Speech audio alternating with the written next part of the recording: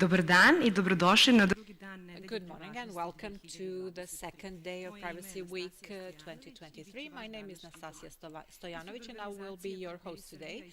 On behalf of the organization Partner Serbia and all donor and partner organizations that supported today's conference, actually this year's conference, I would like to thank you for being here, both you who are in this room and all of you who are monitoring us through our YouTube channel.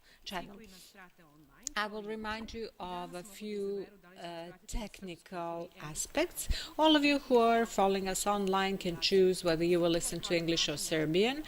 Links are available on our website. The links are not the same as yesterday, so pay attention to finding the links for today. You can ask questions today on YouTube in the comment section, and we will monitor this. We will share your questions with panelists, and you will get the opportunity to discuss everything with them, at least online, so we will give you an opportunity to be active and take part in the discussion. We will start with the roundtable, which is entitled PDP-related initiatives in the National Assembly. It will be moderated by Nevena Ružić, personal data protection expert, and I will give the floor to her to introduce her interlocutors. I wish you success in your roundtable. Good morning, Nastasia. As the moderator of this panel, which concerns PDP-related initiatives primarily at the National Assembly and the adoption of regulations, will first introduce the panelists and tell you about their expected roles. With us we have Ursula Goral, PhD, who is an international personal data protection expert. Ursula has been a long-term associate of the Polish Inspectorate for Personal Data Protection, and she's now working at the university on privacy protection issues. As a representative of the National Assembly of Serbia, we have Jelena Jerinic, PhD, from the Union University Law School. She's a member of a committee which has the right to look at the regulations before they are reviewed at the plenary session of the National Assembly. On behalf of the Independent Authority for the Protection of Personal Data and Free Access to Information is Ms. Dragana Stojkovic, Head of Department in the Sector for the Harmonization of Regulations and Normative Affairs.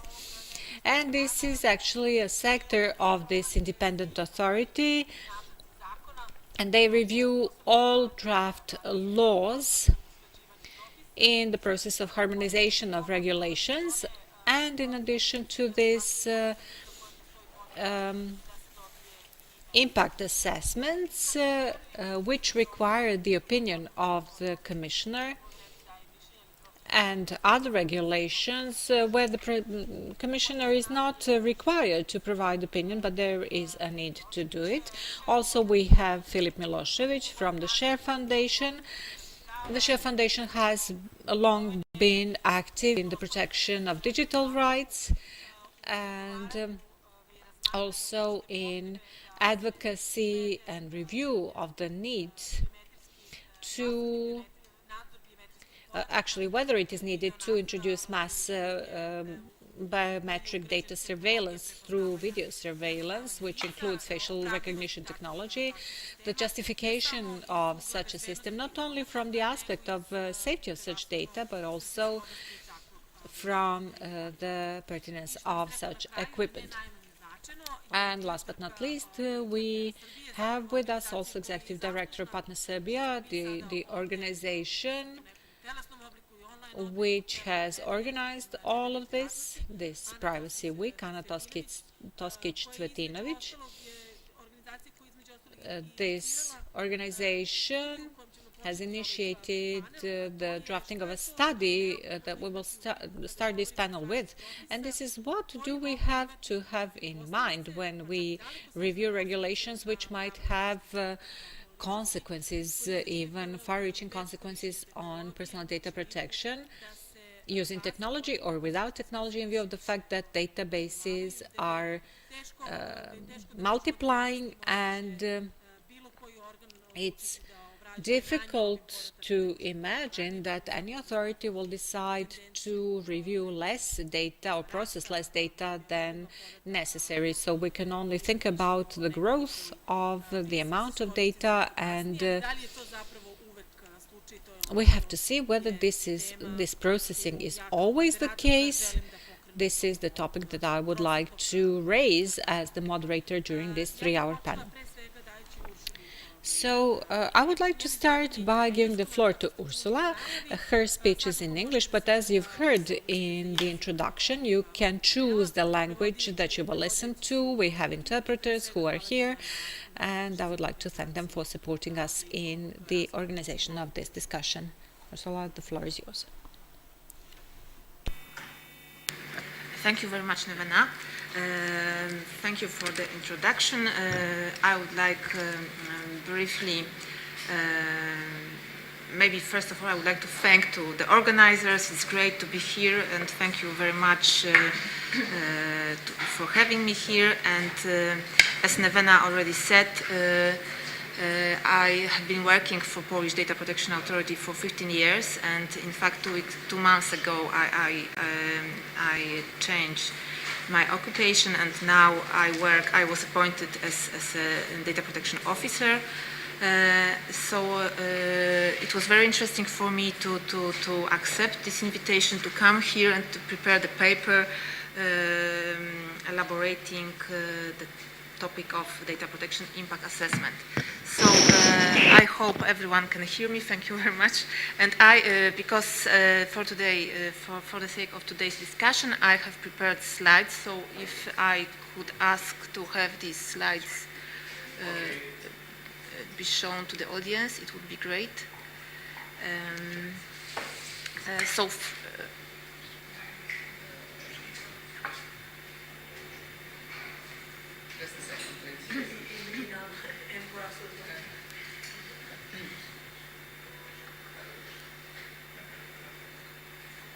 Oh, thank you very much.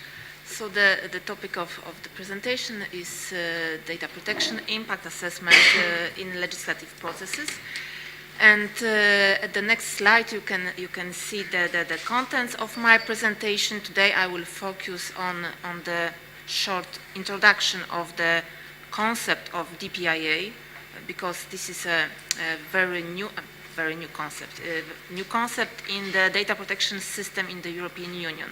Data protection impact assessment was introduced. This tool was introduced by the GDPR, and it reflects somehow the general idea of the new what was the approach of the data protection reform in the EU. That the whole concept of managing, of processing of personal data is based on so-called risk-based approach. So this is the first novelty introduced by the GDPR, and the second one, the accountability principle, which also these two bases of the current data protection system are the most important one. So we can first we can talk about the idea how to introduce this DPIA into the legislative procedures. And then I will briefly describe the European approach, because we have some experience gained from the European field, so I will talk about that. And then I will share with you some examples of the data protection impact assessment carried out by the national at the national level. And I will talk about recommendations in that regard issued by two data protection authorities from Poland and from Czech Republic. And then I will present the main elements of this DPIA methodology, I think that it can be somehow useful tool for lawyers who are responsible for drafting legislation, for drafting the new law. So I hope these slides will be a good starting point for the discussion during today's panel. So we can move to the next slide, and I hope you can see that we have the quite wide range of different notions which somehow refer to the concept of evaluation of the impact of the proposed projects, of the proposed mechanisms, of the proposed legislation. But it is good to know how we should use specific terminology, because as you can see we have regulatory impact assessment, and I think that this is generally recognized the model of evaluation of legal acts. But we have also many new terms somehow related to the concept of assessment of the new projects, new proposals related to human rights impact assessment, privacy impact assessment, and others. So at the next slide you can see. Next slide, please. You can see that a regulatory impact assessment is the assessment based on analysis which can be obtained regarding the possible effects of the planned initiatives, and this is the evaluation which assists to gather the information which can support decision makers in selecting the appropriate regulatory solutions.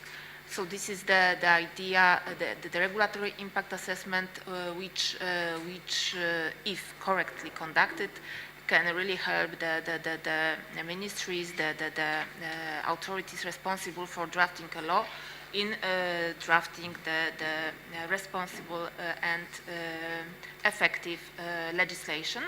And what is also important, especially in Poland, and I think that this is a general case, that the regulatory impact assessment is prepared in the form of the report, which is added to the draft legislation, and with the justification and assessment of the influence of the proposed regulation on different areas, different fields. So we believe that correctly conducted impact assessment provides complete and reliable information to advise the state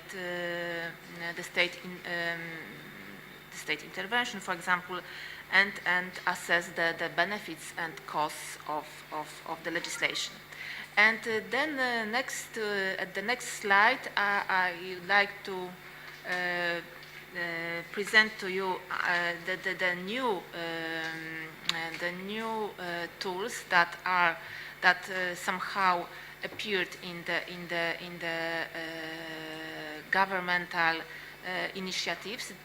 This human rights impact assessment is the model which is introduced not by public institutions, but rather by businesses, in order to provide a specific evidence concerning the potential impact of the planned operation to the human rights, and to how it influenced the relation, the dialogue between businesses and individuals. The next kind of impact assessment at the next slide is so-called FRAIA, we can say so. This is the Dutch initiative In fact, it is the, I found when doing my research, I found this initiative and at the Dutch government website. And this is the fundamental rights and algorithm impact assessment. This is a tool which can help governmental organizations to organize or to start analyzing the project, how to draft the legislation which involves processing of data with the use of algorithms, for example. So this is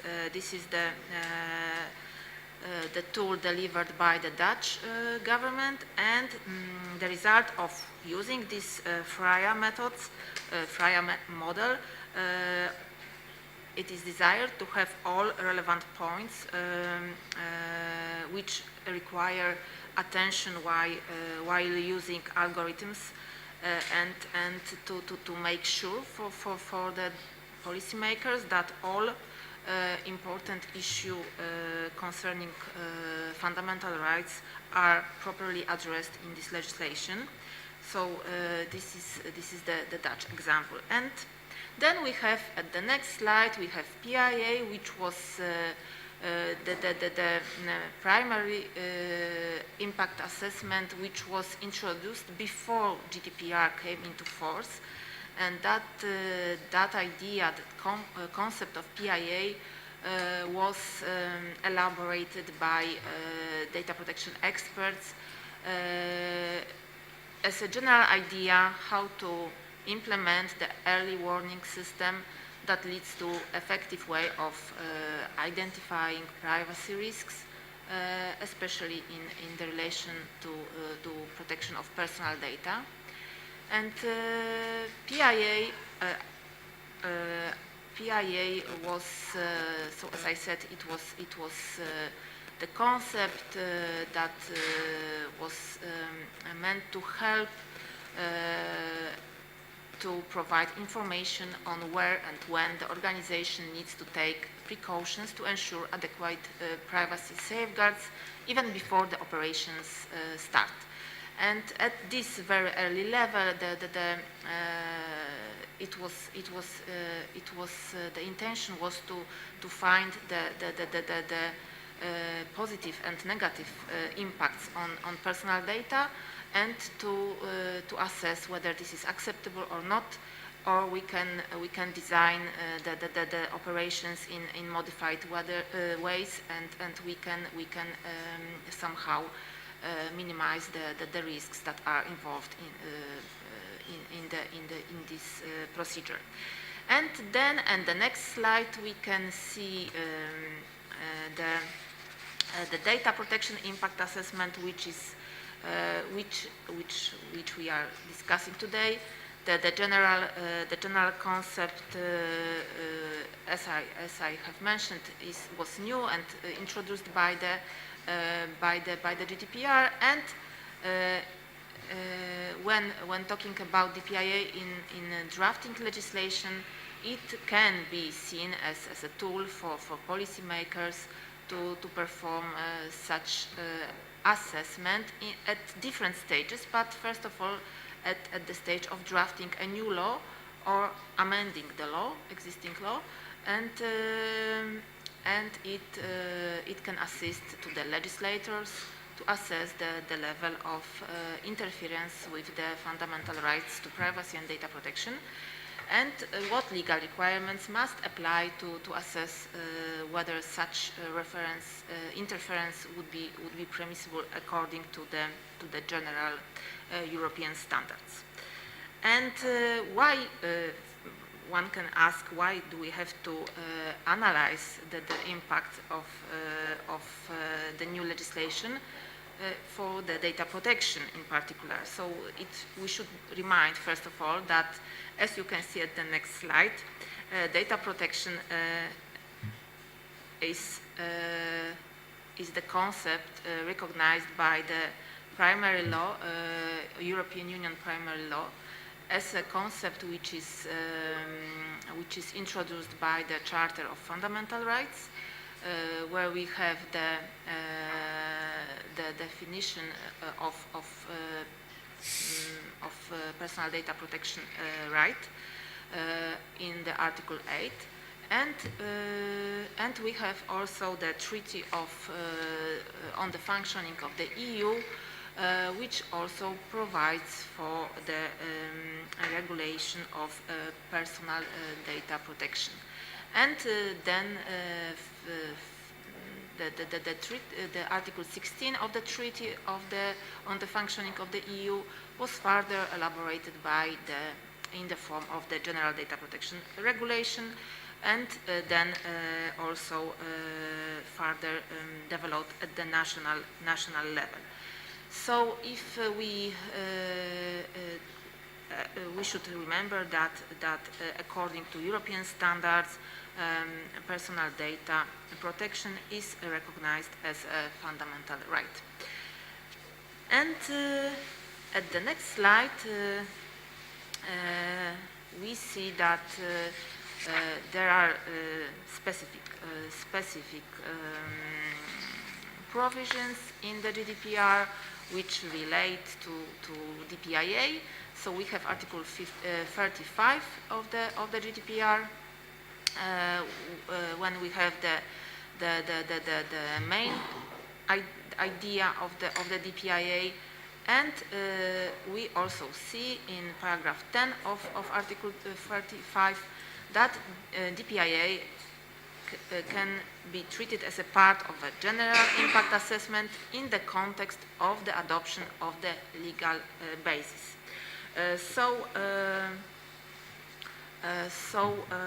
We can use this legal basis as a starting point for discussing the obligation of performing such an impact assessment related to the personal data by the legislator. And next slide, please. And then here we have the two examples of the European institutions approach, European Data Protection Board and European Data Protection Supervisor. These two institutions are the main bodies responsible for monitoring the application of data protection law within the European Union. EDPB, European Data Protection Board, consists of EU national data protection authorities, and it also has issued guidelines concerning restrictions under Article 23 of the GDPR. So these guidelines can be also helpful for the national legislator, for the EU legislators, while introducing restriction to certain rights which are provided by the GDPR. The other institution, EDPS, this is the European body which monitors processing of personal data exclusively by the European agencies and European institutions and bodies, and EDPS also plays a role of advisor for the European institutions while proposing a new law. That's why EDPS also has issued guidelines concerning the requirements that should be met while preparing a new law. And at the next slide, you can see some major messages from these guidelines. So these guidelines, the paper was adopted even before the GDPR, but this is very useful, kind of toolkit which also provides a checklist for policymakers how to assess the necessity and proportionality of the new law in terms of processing of personal data. Here at the slide you can see some major things that EDPS underlines while advising policymakers at the EU level how to prepare the new law. So this document, of course, can be used at the national level because all the information which are contained in this paper can be also applied at the national level. And I mentioned, as you can see at the next slide, please. At the next slide, you see the picture which shows very simple checklist which consists of 4 steps which can be followed by the legislator while assessing the necessity of the draft legislation. Step 1 is preliminary. It requires a detailed factual description of the measure proposed and its purpose, the purpose of the measure, prior to any assessment. Step 2 will help identify whether the proposed measure represents a limitation on the rights to the protection of personal data or respectively the private life, and possibly also other rights. Step 3 considers the objective of the measure against which the necessity of the measure should be assessed. And step 4 provides guidance on the specific aspects to address when performing the necessity test, in particular that the measure should be effective and least intrusive. So following these 4 steps, if the assessment of any of the elements detailed in step 2 and step 3 and step 4 leads to the conclusion that the measure might not comply with the requirement of necessity, then the measure should be somehow amended, or should be not proposed, or should be reconsidered following the outcome of the analysis. So that were two examples of the guidelines issued by European Data Protection Board and European Data Protection Supervisor. And now we will move to the national examples. And at the next slide,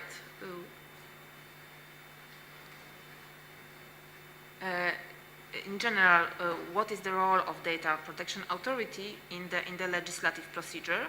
So you can see that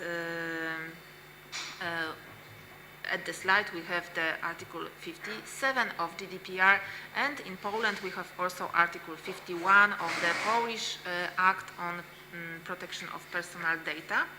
And in Poland, Data Protection Authority is on the position that the consultative role of the DPIA is in line with the Article 51 of the Polish Data Protection Act, in conjunction with the Article 57 of GDPR, and according to this position, DPA position, draft legal acts concerning personal data shall be submitted to the President of the Polish Office for Personal Data Protection. This draft legislation should be submitted to Polish DPA for an opinion. So this obligation is performed primarily by the ministers in charge of the specific legislative process. So the ministers, they are responsible for submitting the draft law to the DPA, and then they, of course, it can be also submitted at the later stage of the legislative procedure, but sometimes, and this is very often highlighted and underlined by Polish DPA, some public authorities continue to skip this consultation process, and they don't submit this draft legislation for an opinion. Of course, it also happens that some drafts are submitted for the opinion to the Polish Data Protection Authority, but it differs regarding the national specificity of the legislative process. But sometimes it happens that Polish DPA receives draft legislation at the very late stage, at the parliamentary stage of the legislative process. And what Polish DPA also emphasizes is that the existence of the so as you can see, when we ask about the legal basis for such a procedure of consultation of draft acts with the DPIA, this is the Polish authority position that it is based as it is indicated in Article 35 of GDPR. And if you would like to know what is the number of draft legislation submitted to Polish DPA, you can see at the next slide that in 2021, for example, the task to provide the draft legislation for an opinion was referred to 758 draft legal acts, and it compares with 691 drafts in 2019 and 747 in 2020. So as you can see at this chart, these are the numbers. And from what Polish DPA can see from this analysis of these hundreds of draft legislation. At the next slide, you see that the main concerns of the Polish data protection authorities. Next slide, please. Yes, here you have the main conclusions resulting from the analysis done by Polish DPIA. First of all, while analyzing these drafts, we see that there is the absence of the DPIA, which should be included together with the regulatory impact assessment. So we often see that there is no DPIA, even if the draft legislation proposal relates it involves also the processing of personal data. Secondly, we see that there is the absence of the consultation with DPA. We see also a number of examples of good practices, so we have to underline that there are also some good practices among Polish ministries delivered by the Polish legislators, and we have some specific remarks which are especially important in the field of law enforcement or in ways of large-scale projects that will have some substantial impact on protection of personal data, such as, for example, in cases of data retention, body scanners, and other privacy invasive measures. So these are mainly the main concerns. From this analysis also we have some recommendations for legislators, and at the next slide you see some main recommendation from the Polish DPA, from the Polish Data Protection Authority, that DPIA shall contain at least a description of intended processing operations and purposes. DPIA shall contain an assessment of necessity and proportionality in relation to the purposes, an assessment of the risk of interference with the rights or freedoms of data subjects. DPIA shall demonstrate compliance with the provisions of GDPR, taking into account that the rights and legitimate interest of data subjects. So this is the Polish, the brief description of the Polish situation. And at the next slide, I would like to show you the Czech Republic example, because, next slide please.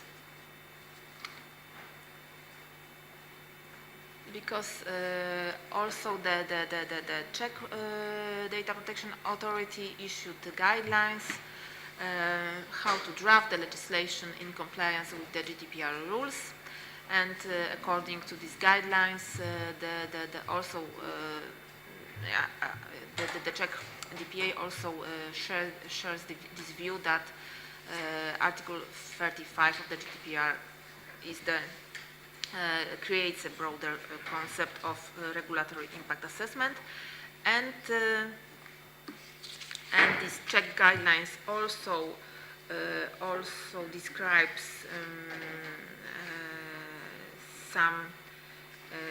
delivers a general scheme how to assess the proposed law. And at the next slide, you can see some of these recommendations for the legislator, which can be used. And what Czech DPA underlines is that the purpose of the data protection impact assessment is to ensure that a controller contemplating the commencement of new processing of personal data or a substantial modification of existing processing properly complies with data protection obligation. And the purpose of DPIA is to assess whether the processing of personal data poses or increases the risks to personal data. So as we have already said, the general concept of risk-based approach also will allow the legislator to identify or mitigate or eliminate the risks that new legislation pose to privacy of persons affected by the new regulation. Next slide, please. Yes, and now taking into account that what we have already said about the DPIA concept and how it can be used by legislator, how this tool can be used by policymakers, by people who are both making the decisions about the new law and lawyers who are in charge of drafting this specific law, we can propose a methodology for the legislator, which is based on these presented general European standards and guidelines, which are already issued by different European and national institutions. But first of all, as you can see, so first of all, we have the necessity. Next slide, please. We have the necessity and proportionality test. So this is the essential requirement for which each proposed measure or draft or law should involve, and this follows the Article 8 of the Charter of the Fundamental Rights, and based on that we have the list of criteria which are required in order to assess the lawfulness of the law, and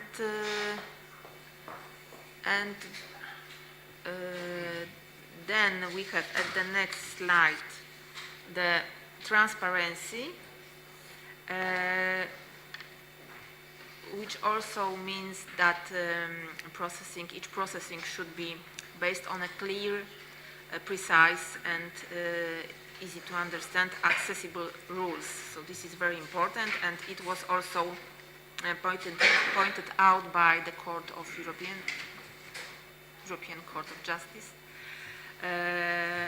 which have in the judgments of the court, we see that the court underlines the need for clear and precise rules governing the scope and application of measure and imposing minimum safeguards so that the persons whose personal data is affected have sufficient guarantees that data will be effectively protected against the risk of abuse. So this is what comes from analysis of the European Court of Justice jurisdiction.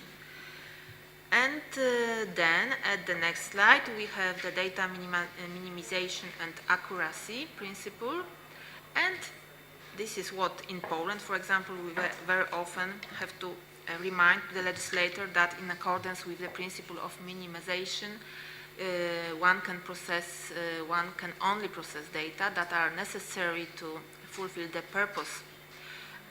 So, for example, it was very important during the COVID pandemic to reduce this when the government was introducing the regulations aiming to reduce the spread of infection, and for this purpose, for example, it was sufficient to record a social interaction that poses a risk of infection, and it was enough to record a pair of devices that meet not to follow the owner of the mobile phone, for example. So we have many examples from pandemic period legislation where the legislator was not very cautious in terms of introducing the data minimization principle. And next we have the requirement to provide for independent oversight mechanism, and this can be fulfilled in the form of, as we said, that each act should be consulted before adoption with the National Data Protection Authority, and of course it should be the legislation should also be in compliance with the GDPR in terms of the consultation obligation with National Supervisory Authority. And at the next slide we have the effective remedies which should be available to the individual. So any law that introduces any interference with the right to privacy or data protection, in order to be effective, should also provide for the possibility to consult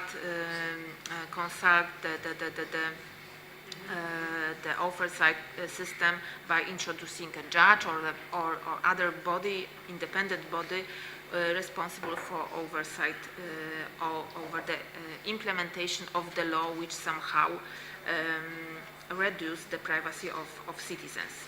So this also should be adopted in the law. And the next slide we have other elements that should be also introduced to the law while in terms of exclusion or limitation to data subject rights. So these are requirements that should be also presented to the legislator, because drafters should also take these aspects into account while drafting the law which somehow restrict data protection right. So here is the list of these requirements, and at the next slide you also can see other specific elements that should be implemented while restricting the rights. so it is the list that should be taken into account when we want to propose a law which somehow restrict the right, and how to do it in line with the GDPR, in fact. And coming to the end of my elaborations, at the next slide, you can see the four main procedural models of behavior which we can observe while analyzing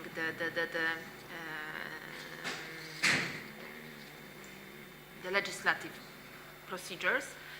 So we see that there are four main models of the legislative procedures. First, the legislator takes into account the need to carry out data protection impact assessment, prepares an assessment, and then submits it to the data protection authority for the opinion. The second model is that the legislator does not consider the need for the proposed legislation and does not conduct data protection impact assessment and does not consult it with the DPIA. So here we have two completely different models. And the third one is the legislator knows that regulations have proposed regulation have the impact on the personal data protection, perform a data protection impact assessment, but this is not a good one. So it requires the consultation with the data protection authority.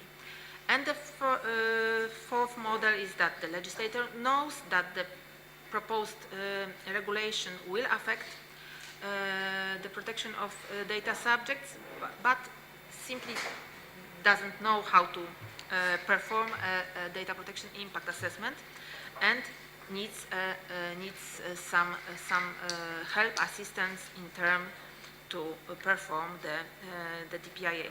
That's why at the next slide you can see that this is very helpful for the legislators to have the model methodology, how to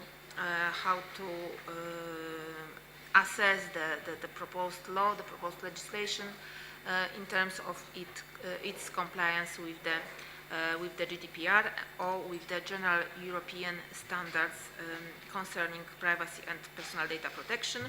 And here at this slide you can see the main points of this methodology that we have the so-called checklist, which consists of two parts, and part A of the proposed methodology focuses on compliance with the principles and provisions on data protection. So the simple structures of this part includes questions to answer yes or no, and these questions relate to the existence of the processing operations, what kind of processing operations are involved, how it does it influence personal data protection rights. And part B focuses on the operations which, as a result of the introduction of proposed legislation, will require a DPIA, and this part requires a descriptive answer. So not only yes, no answers, but the description of and analysis of the content of the legislation and the in substance. So this part B is further shared into part B1 and part B2, and these are the specific questions which helps to assess the legislation in terms of introducing the information system, interoperability of IT systems, technological neutrality, and other aspects concerning the use of data from, for example, public registers, and part B relate to the characteristic of the data to be processed. And because it's always good to conclude with some benefits, so at the last slide, next slide please, you can see some benefits for the condition of the legislation which can result from performing DPIA. So this, first of all, this is a tool to improve in general the quality of law. Properly conducted data protection impact assessment should indicate the relationship between operations, personal data processing operations with the specific purpose of their processing. So it helps to provide the legal basis for such processing. We have also the general concept of uniformity of the law, legal certainty, compliance. So all these benefits can result from DPIA. And I would like to conclude with this slide, and of course I will be very grateful for your feedback. Thank you very much. Thank you, Ursula. I'm sure that others, like myself, have a list of questions. I know I was jotting down, but I'm not going to abuse the role of the moderator. So before giving the floor to our next speaker, I just want to refer to something that you said about the Dutch government developing the framework for impact on human rights when it comes to use of algorithms.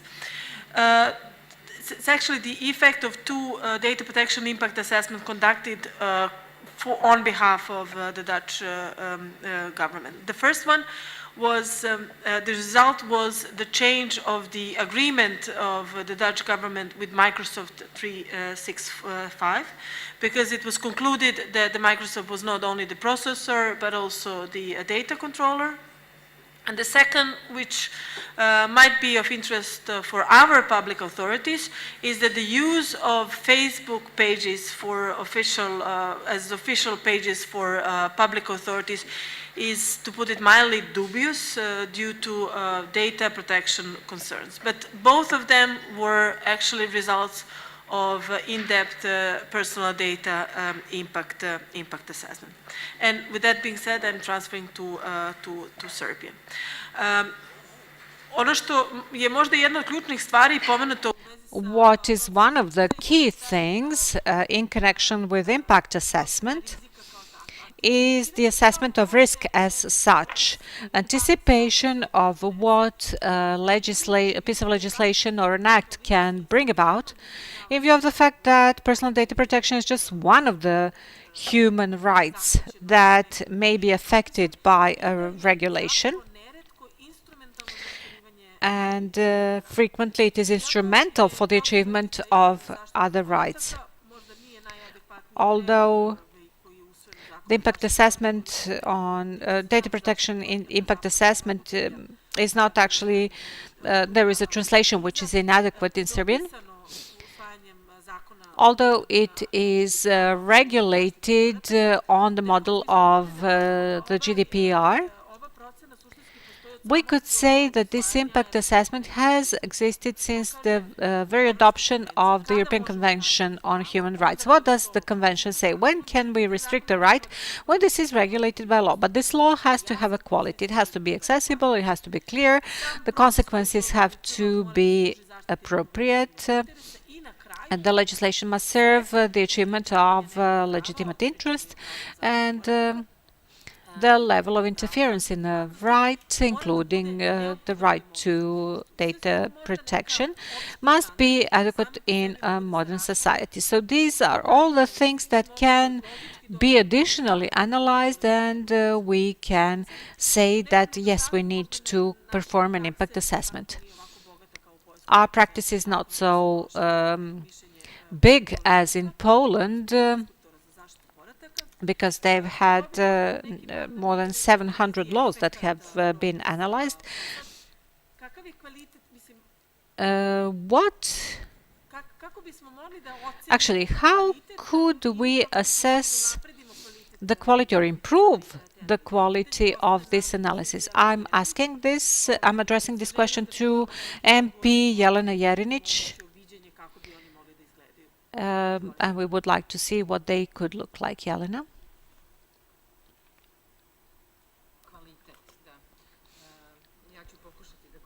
I will try to speak about quality in general. Trying to prepare myself for this roundtable, I remembered my presentation at the previous event organized by Partner Serbia. And this was actually the beginning of my MP term of office, and it was not too optimistic. I cannot be too optimistic now either. The topic was similar at the time, and I think that my messages are nearly the same. First of all, we have a banalization of human rights that are guaranteed by Constitution and laws, and only the necessary observation of those rights in the legislation, which is visible from the impact analysis, which has existed in our legal system for quite a long time, even before the law on the planning system, where it is more elaborated. The second thing is that there is a lack of understanding of Parliament and the role of Parliament and other state authorities, and especially the independent state authorities. And the third thing is that Parliament is completely marginalized as an authority. It has been degraded in all of its three functions: legislative, elective, and as a system of checks and balances. And when somebody speaks so well and presents the analysis, and we hear about all this experience, we have to wonder what the influence of our MPs are, regardless of whether they belong to the ruling parties or the opposition, once legislation is placed on the Parliament's agenda. We have this analysis of effects of legislation, and I will speak specifically, and I will give some specific examples. But in addition to the opinions of the Commissioner, we also have the obligation for some opinions to be given by the Anti-Corruption Agency, and I don't know whether this has happened in the case of judicial laws. We have to get an opinion of the Fiscal Council when it comes to the law on the budget. And this opinion is not obtained by the government. It is submitted directly to Parliament, and it is all exists. This opinion of the Fiscal Council exists, and it includes all those serious things which are mentioned during the plenary session, but it does not have any influence. So even if an analysis such as this one were a part of our legislation, I always have to wonder what its effects would be at this time, at this day and age. We constantly see some government legislative projects which disturb the public. The latest example is the law on police, which has not been placed on the agenda, but the law on social card, for example, was adopted in the previous mandate, which seriously restricts human rights. Nevertheless, said during the introduction, and I'm a member of the Committee for Local Governance and Public Administration, and I'm the president of that committee, whatever that might mean. And as a rule, we can see those proposals. And in this convocation, this is within 15 days, and sometimes this period is even shorter when the government requests a piece of legislation to be reviewed in an urgent procedure. each of the sittings that have been held so far was scheduled 24 hours before the holding. And the committee is being held on Sundays at 7:30. So this is the time that you have as an MP to prepare yourself. You need to develop amendments, and so far at all sittings we've had between 25 and 45 items on the agenda, which include several draft laws, some ratifications of international treaties, the budget, the selection of presidents of courts and judges. So it is a mix of different things, and you have to choose among those different things on what you will focus. And when we're dealing with opinions of the Fiscal Council or the Commissioner, we really have the material that we can use to say something in the committee, to ask questions, or to say this during the plenary session. But as it is, as Parliament is functioning right now, it only satisfies the purpose of warning the public about possible outcomes, because once a government proposal enters Parliament, it will be adopted in that very format. The only way to change something is for a selected member of the ruling coalition to propose an amendment, which rarely happens, but it happens from time to time. When we're talking about the impact assessment, I was fortunate enough to deal with that topic while I was not an MP, while I was careless, so to say. And it has existed since the very beginning, and the situation actually differs. It depends which authority prepares a draft law. Some authorities perceive this as a serious process, while the others know that the law will be adopted without analyzing its effects. Either in such a way that the analysis is not performed at all, or it is performed but in a very descriptive way based on which you cannot conclude anything. And even when the analysis is carried out, we do not see which options were at play and why this particular option was selected. In the largest number of draft laws, there are no consequences for the budget. It is rarely mentioned, although you have this item, and even when a new authority is being set up or when some organizational change is taking place, they say that there are no effects on the budget and there are no reports on the public debate. For example, there is no report on the public debate on the set of judicial law, although it was completed on the 15th of January. In connection with this set of judicial laws, because this is a topic that I'm very interested in late August, I sent an MP question to Minister Popovic, Justice Minister, how the law on the planning system was implemented and whether an ex-ante analysis was implemented, because this is a legislative obligation, requirement. And 4 months later, I have not received a response to that question. But when we came to the debate, the assistant minister told me that there is an effect analysis, that it was conducted in 2018, so before the constitution was changed at all, and that I had to know this as a professor of law. So this demonstrates what their attitude towards that instrument is. There is no effect analysis of the set of judicial laws, while some other laws which are now in the procedure, for example, there is a law amending the law on the movie industry, has such an analysis, which is rather good and contains an assessment of financial of finances that are required for its implementation. So, but both laws are in the procedure, and there's no way that we can return the law, actually the draft law, for for supplementing it. If something like that is lacking, we in the committee can do something if it is not harmonized with the EU, but even then nothing is done. This is something that has to exist.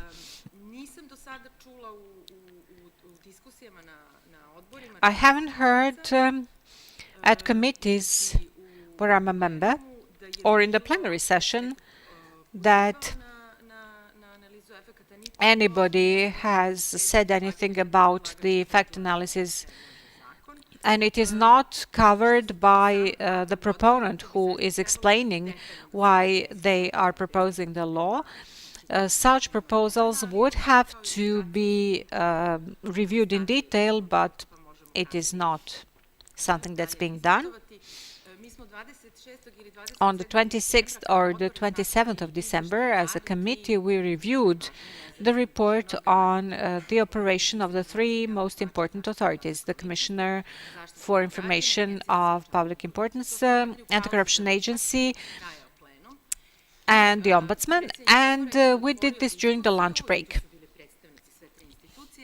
And when the President opened the discussion, he asked the ruling coalition not to react to all sorts of things, meaning the presentations of the opposition during the discussion, and practically only I and another colleague from the Democratic Party participated in the discussion. We asked questions, we received answers to those questions. This is where the discussion ended. We do not know whether the report will reach the plenary session, because these are the reports for 2020. But we are the members of the committee. We have the right to say certain things. But very frequently, there is no debate, there is no exchange of opinions, because everybody knows that something will be adopted. The majority is dominant, and there is no need to pay any attention sometimes even to what the opposition is saying. So one of my main messages is that Parliament today is not the place where the decisions are being made, and if we want to make some kind of an impact, and in view of this analysis of effects on personal data protection and human rights in general, that this has to be done before the legislation enters the parliamentary procedure, because once they enter, it is only a matter of time when they will be adopted. Thank you, Jelena. And this is what brings us one step back in the process of preparation of laws. And it is only understandable why this is in the GDPR, in view of different legal systems and the possible effect on the process of adoption of laws. And it is still perceived as the exclusive competence of member states. Maybe it would be good to include such a provision in the national legislation. What I'm trying to say, regulatory impact assessment for personal data protection purposes has to be different than other regulatory impact assessments in the legislative process.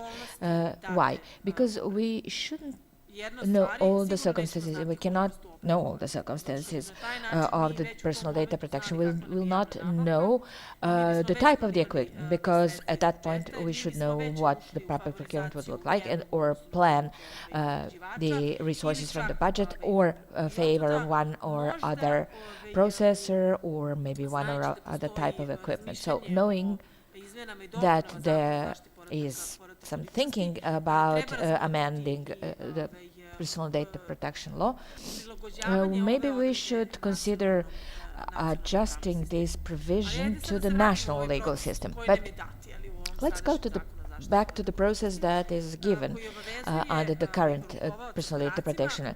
It puts data controller under an obligation to develop impact assessment within the process of drafting the law. So the process is, the practice is not so big that so that we can arrive at the situation where we could assess the percentage to which we come in, taking into account all the different aspects necessary for this analysis. What I would like to hear from the Commissioner's service, from Dragana and from you, what is the effect of the opinion of the Commissioner regarding the impact assessment within this process of drafting the law, because while the piece of legislation is in the form of draft, then there is a possibility to correct a provision or two, or delete a provision of two, if we assess that the impact on human rights is such that the damage that could be created cannot be rectified. Thank you, Nevena. As regards the impact assessment in the process of drafting the law, I have to say that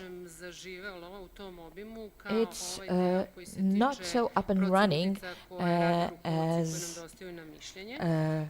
impact assessment prepared by data controller, providing this assessment for our opinion. And we got just a few such assessments for draft laws. One of these laws is the law on social card. So I cannot offer a conclusion here, because we have very few pieces of legislation that came together with the impact assessment. When it comes to the social card, there were some adjustments, certain things have been taken into account and taken on board, but there's things that have still not been aligned with our opinion. And generally speaking, as for impact assessment, it's as a new obligation, it's problematic for data controller, not only for sponsors of the law. They have quite a number of dilemmas when they have this obligation, when they need to submit that for opinion. And I believe that already on the 30th we will issue some kind of guidelines for data controllers, but these guidelines can be used also by the entities proposing the laws, because we provided certain clarifications as to when the assessment should be done, also clarifications of different terms taken over from GDPR and not actually described in our law. Who needs to take part in that assessment, what the methodology is, how to perform the risk analysis.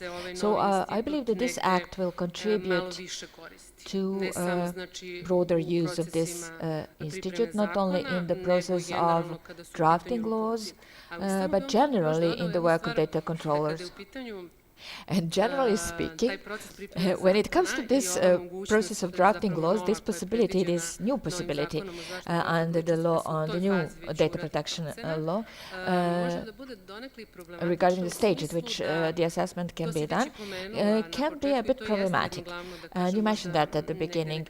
Maybe that's the major stumbling block, and introduces some confusion among controllers or legislators. Sponsors. There will be few processes in the drafting of legislation where you will be able to make an impact assessment and stop there and say it's done. It arises from the nature of this assessment under the GDPR. This assessment cannot be a one-off thing, one-off act. Be it prepared by the data controller or by the law sponsor. It's a living document, living act. It has to be monitored after its adoption, and you have to monitor the impact after the adoption of the law. Maybe the line ministry will not be able, after the adoption of the law, to monitor its implementation. Maybe data controllers will have to revise that assessment after the adoption of the piece of legislation, and because you don't know who the data control will be at the point of proposing a measure, and not all the elements will be included, essential elements. For example, the equipment that will be used, the method that will be used to process the data, maybe the scope of the processing. So maybe before the beginning of the processing, data controllers will have to adopt a new assessment, make a new assessment. So that's a new point. Assessments made by data controllers and the possibility to do that in the process of drafting the laws. But it's very good to make such assessments within the drafting process and to start with that at the earliest stage. That would contribute to avoiding norms that are vague, imprecise, inadequate arrangements that maybe later cannot be rectified once the processing starts, but which data controllers can't do anything later. Thank you, Dragana. Thinking about the principles, data protection principles, this principle of limiting the purpose is presupposed by in those situations where the purpose is prescribed by the law. But as Ursula mentioned, this regulatory impact assessment is actually also a requirement for the legal norm to have a limited purpose. And there has to be a clarification what the purpose is of a measure, and that will lead to the conclusion of the necessary scope of data to meet that purpose, and how we can secure the accuracy of this data, how long we will retain them, and what measures we will be using. And in her presentation, Professor Jenić mentioned the law on internal affairs, and it has been withdrawn from the procedure, to put it that way. We are not sure whether the previous procedure was concluded in order to be able to speak about two procedures, but it was withdrawn with the conclusion from the yesterday's meeting that it is not the end, that it is temporarily withdrawn, and in some future period we'll be faced with the third version of the draft law on internal affairs. And in that process, what was lacking, definitely, regardless of the attempts of the representatives of the ministry and their understanding for the need to make such an assessment, because as Ursula said, there are benefits of a good assessment, and it's not to have an act of specific lengths and specific font like Times New Roman and so on, but to specify what we are trying to achieve and how we imagine doing that, and we will always have an individual or a million individuals, which is the case with the law on internal affairs, whose rights can be undermined.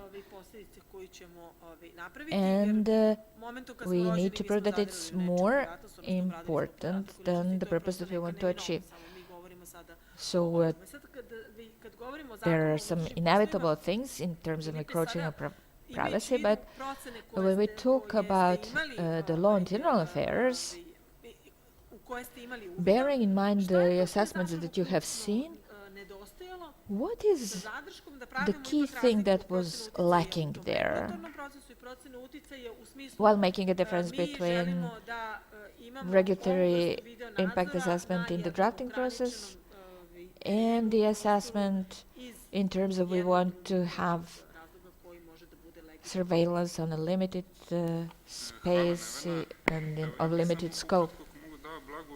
Thank you, Nevena. Just to give you a short retrospect of these impact assessments, because Dragana said a moment ago that we should move forward.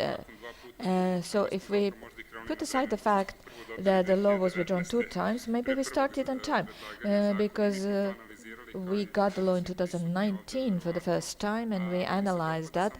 And I like this conclusion of the commissioner that I would make a short reference to.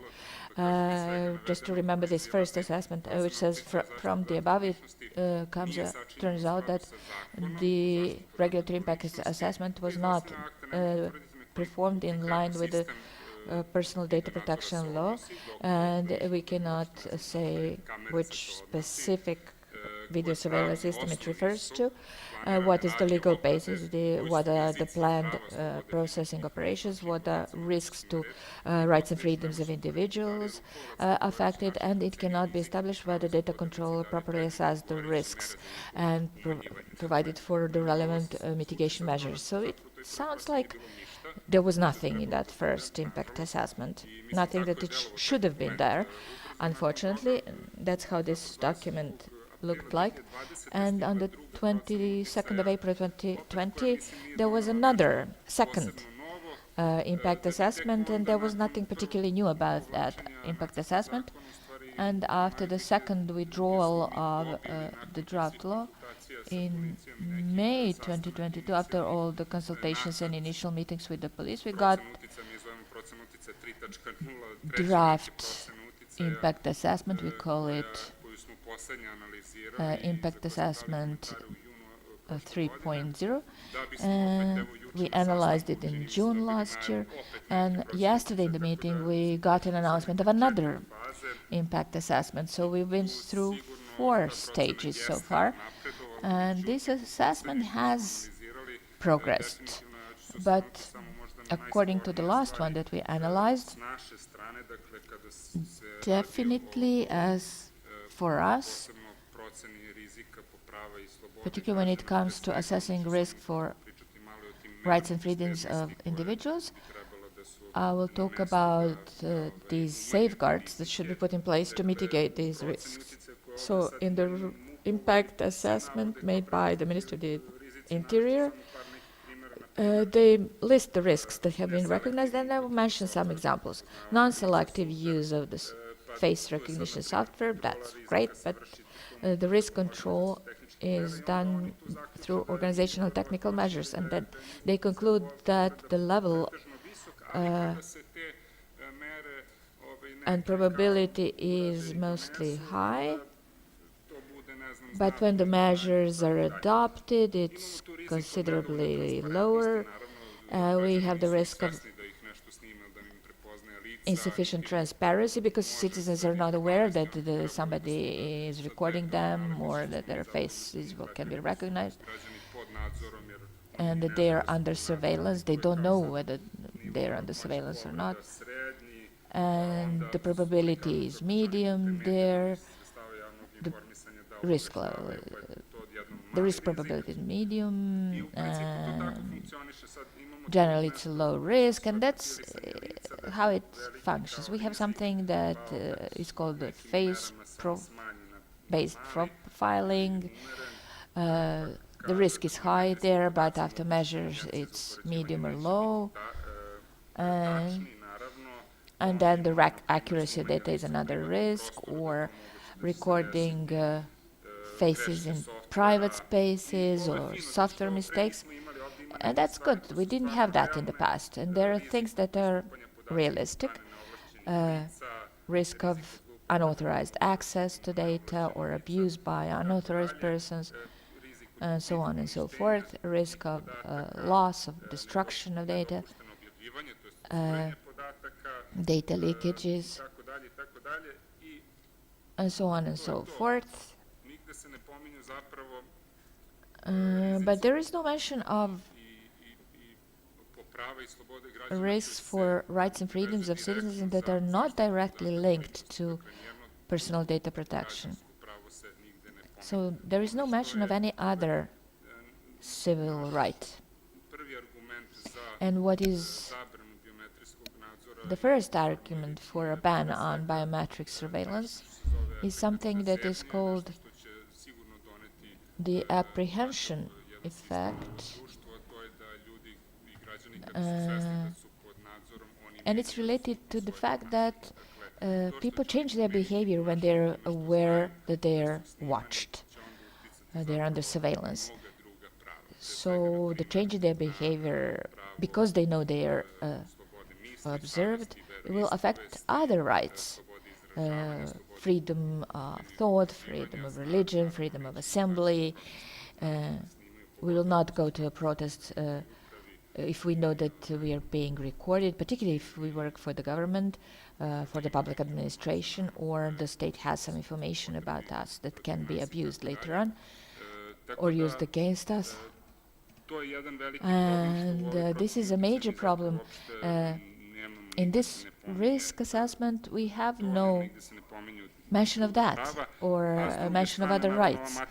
And the matrix that they have developed, because they measured the risks for the protection of personal data, and it's leaning more towards more benign side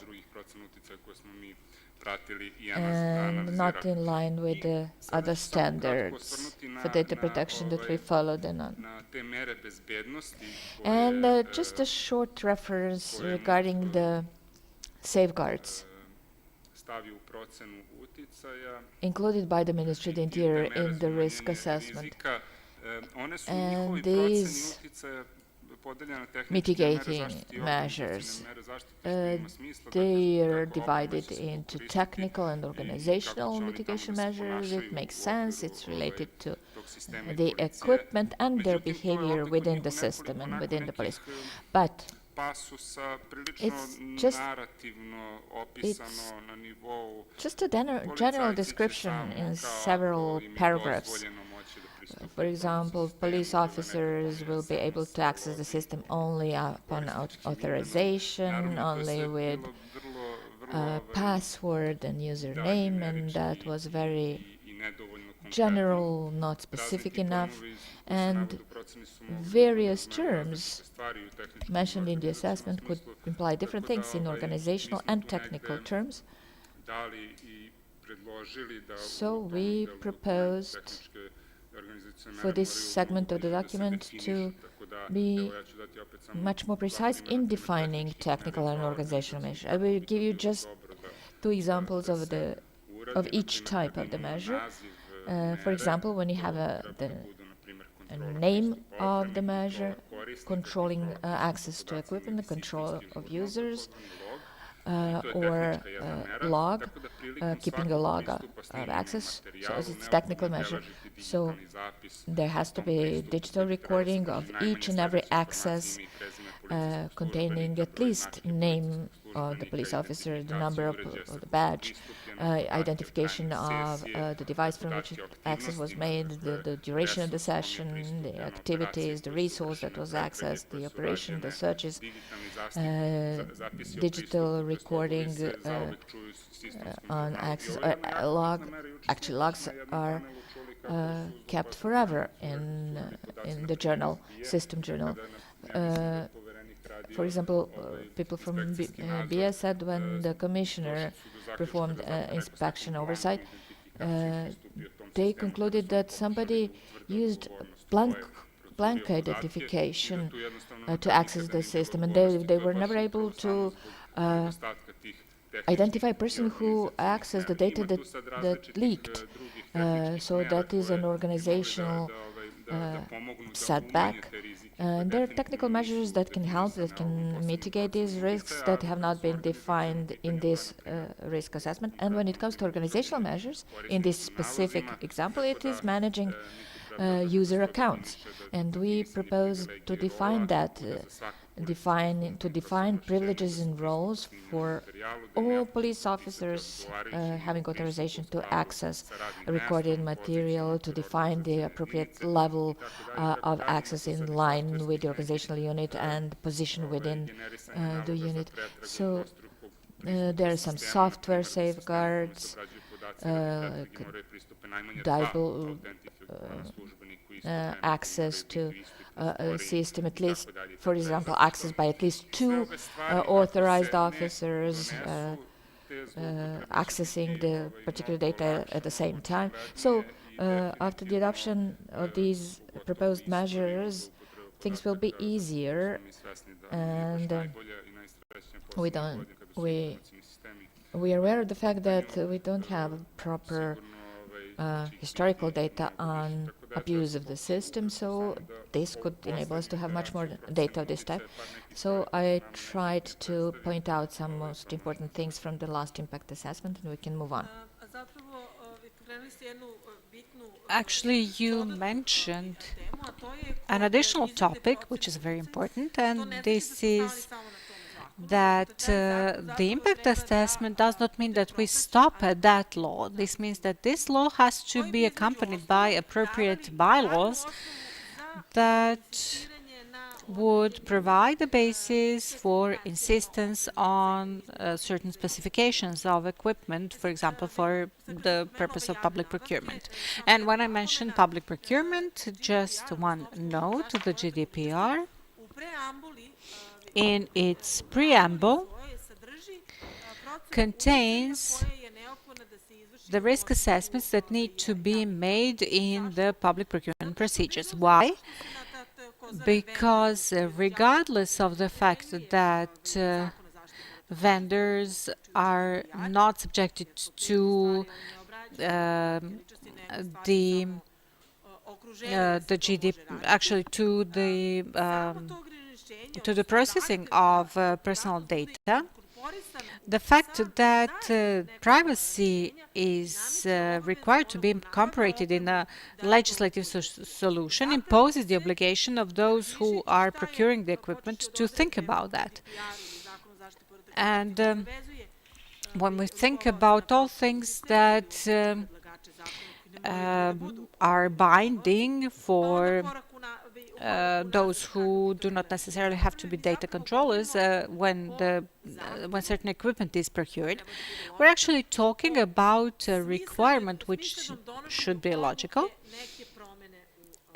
on the adoption of a change in the system. Professor Jelenic actually mentioned the public debate. At one point, there is an obligation every time that we're doing something new or changing something that we already have to involve all stakeholders. And I'm moving to you. The intention of Ursula's presentation of possible impact assessments in different stages and forms, and our intention to include such a methodology in the adoption of our laws could be a contribution to what Dragana announced as something that will be presented at International Data Protection Day, which will this year be held on the 30th January, and otherwise it is on the 28th of January. It should be like a toolkit, as Ursula said, for decision makers on what our legislation will look like. So bearing this in mind, there's another principle that we always have to be aware of, and that is the principle of accountability. How can we harmonize all this and make it a part of our legislative system without making it just one additional paper for the legislators, for the decision makers? This is a very difficult question.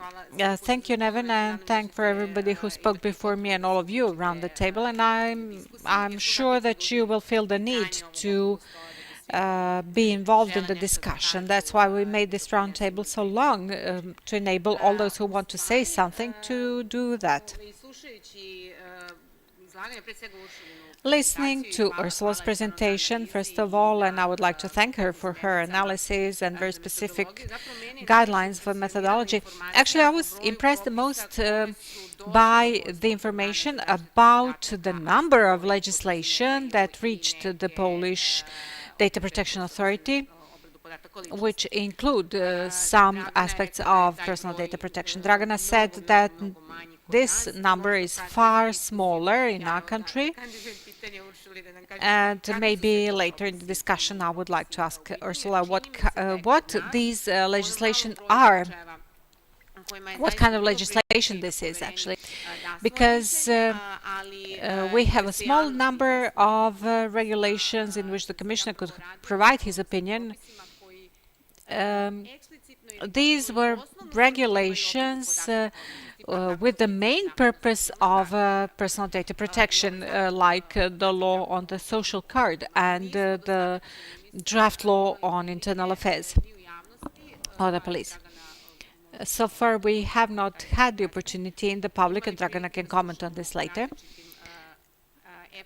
We cannot actually hear anything about different aspects of other regulations from other fields, including sectoral regulations, their effect on privacy and personal data protection and other rights as well. I think that this is for several reasons. For our legislator, privacy and personal data protection, and for the executive authorities who are most frequently the proponent of legislation, that this is not an important topic for them. And I think that processes are always extremely important, and that the second reason lies in how the law on personal data protection was adopted. It was adopted in a speedy procedure in which the comments of the public have not been taken into account.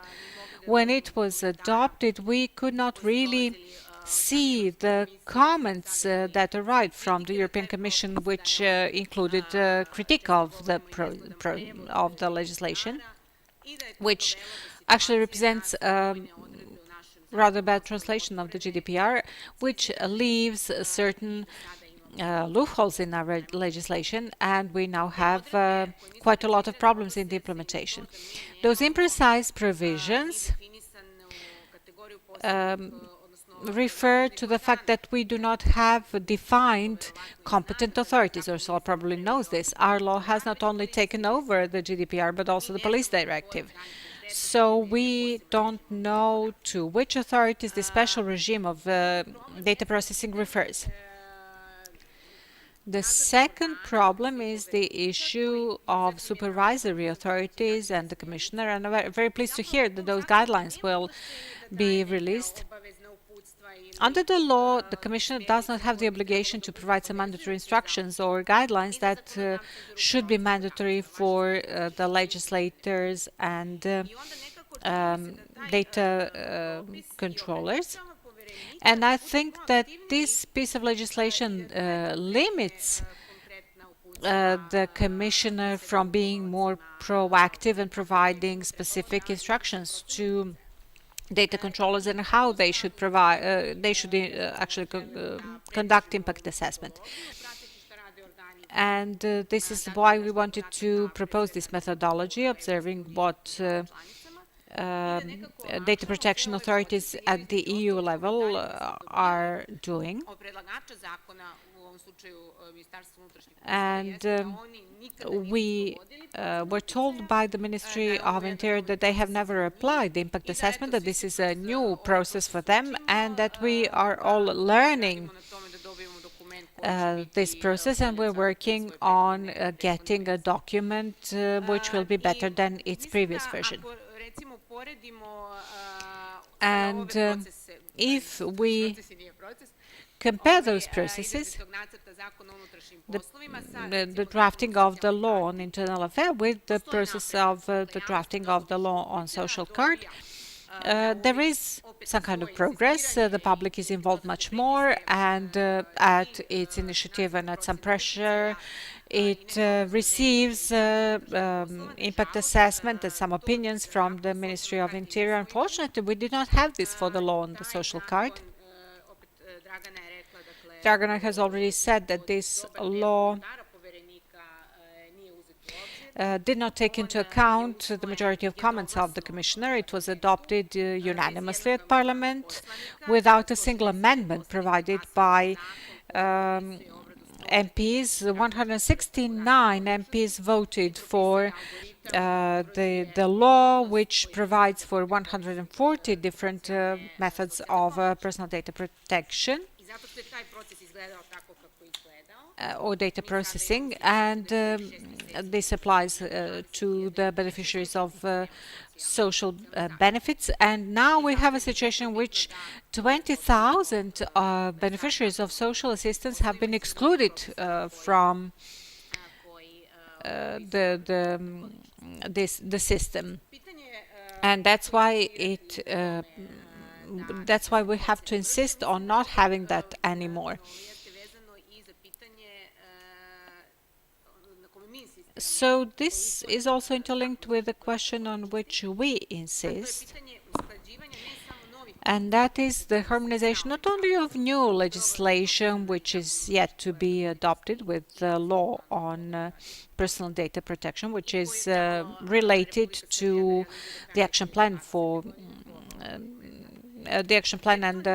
for the implementation of Chapter 23. This is not just a matter of harmonization of provisions, but also an issue of protection of privacy as a fundamental human right, and its inclusion in the legislative system of a country. And we are omitting to do this. We have been omitting to do this for 4 years, ever since the implementation of this law has started, and that's why we're seeing all those problems. That's why last year we drafted a document in which we tried using comparative experiences and the law on personal data protection and the law on the planning system to create a set of criteria, like guidelines, that could help the legislator to harmonize the legislation with the legislation on personal data protection. I will briefly present this. They follow up on the criteria for the assessment of the quality of law in view of the impact assessment of legislation. This involves the assessment of quality of a piece of legislation, whether it envisages personal data processing, to what extent. Also, if it is something that is in the public interest, whether this public interest is defined, or whether this public interest is proportional to the purpose of the law, whether there are deadlines for the preservation of data, whether there are differences, actually, whether the different types of persons whose data are processed are being differentiated. If we're talking about decisions that are made on the automatic data processing, whether their rights have been observed, and whether the impact assessment has been made. The impact assessment is just one of those criteria. But if we observe those two regulations that I have been talking about, the law on the social card and the draft law on internal affairs, it seems to me that they do not satisfy most of those criteria. The law on the social card does not satisfy nearly any of them, but the draft law on internal affairs does not satisfy many of them. And the law on registers and internal registration within the Interior Ministry has nearly done away with all the rights of the persons whose data are being processed, which is highly problematic. If we talk about the impact assessment that Ursula was talking about, the latest impact assessment has not satisfied any of the requirements. Why? Because the provisions of the latest draft were insufficiently clear, and on the basis of them we could not clearly see what data processing would look like specifically. The purpose of data processing is defined more than in the previous draft, but there is this vagueness of norms and the fact that part of the information that should be contained in the law on internal affairs has been transferred to the law on registers, and then it's very difficult to read it. And an even bigger problem is that some very important information elements of data processing are defined in the draft impact assessment. So in the draft impact assessment, we learn what kind of databases will be used as the databases for automatic data recognition. This has not been defined in the law on internal affairs, on the law on registers, but only in the impact assessment, which has not been published together with the drafts. It was available, it was accessible only to the narrow part of the public that was involved in the drafting. And for the sake of transparency and understanding of norm, which is invasive in terms of limitation, not only of the right to privacy, but also of other rights. And that's why I think that we have enough material to be able to learn something about the process. We have the guidelines of the Commissioner, we have comparative experiences, and I think that it is extremely, extremely important for all stakeholders to be involved in future processes. We will face them. There will not be only the law on internal affairs. We will have a law on the genome database, which actually encroaches on privacy. We will also have the law on artificial intelligence and other new technologies. So it's extremely important, in addition to the civil sector and the public institutions, and I'm referring to the Commissioner for personal data protection and protection of equality, the state audit institution and the prosecution, even perhaps for some public procurement processes. We should monitor all that. And of course, Parliament will have to be involved. In the past few years, we have missed the activity of Parliament, not only the activity, but also interlocutors for those topics. And we are very grateful to Jelena for attending our events. In the past 4 years, the civil sector played different roles in the legislative sector, which made our job very difficult. They also actually led to some confusion regarding the civil sector. We participated in public debates, we proposed amendments, we informed the public, we advocated certain changes, we played the role of the proponent and the opposition and the independent observer, and this is not the role of the civil sector.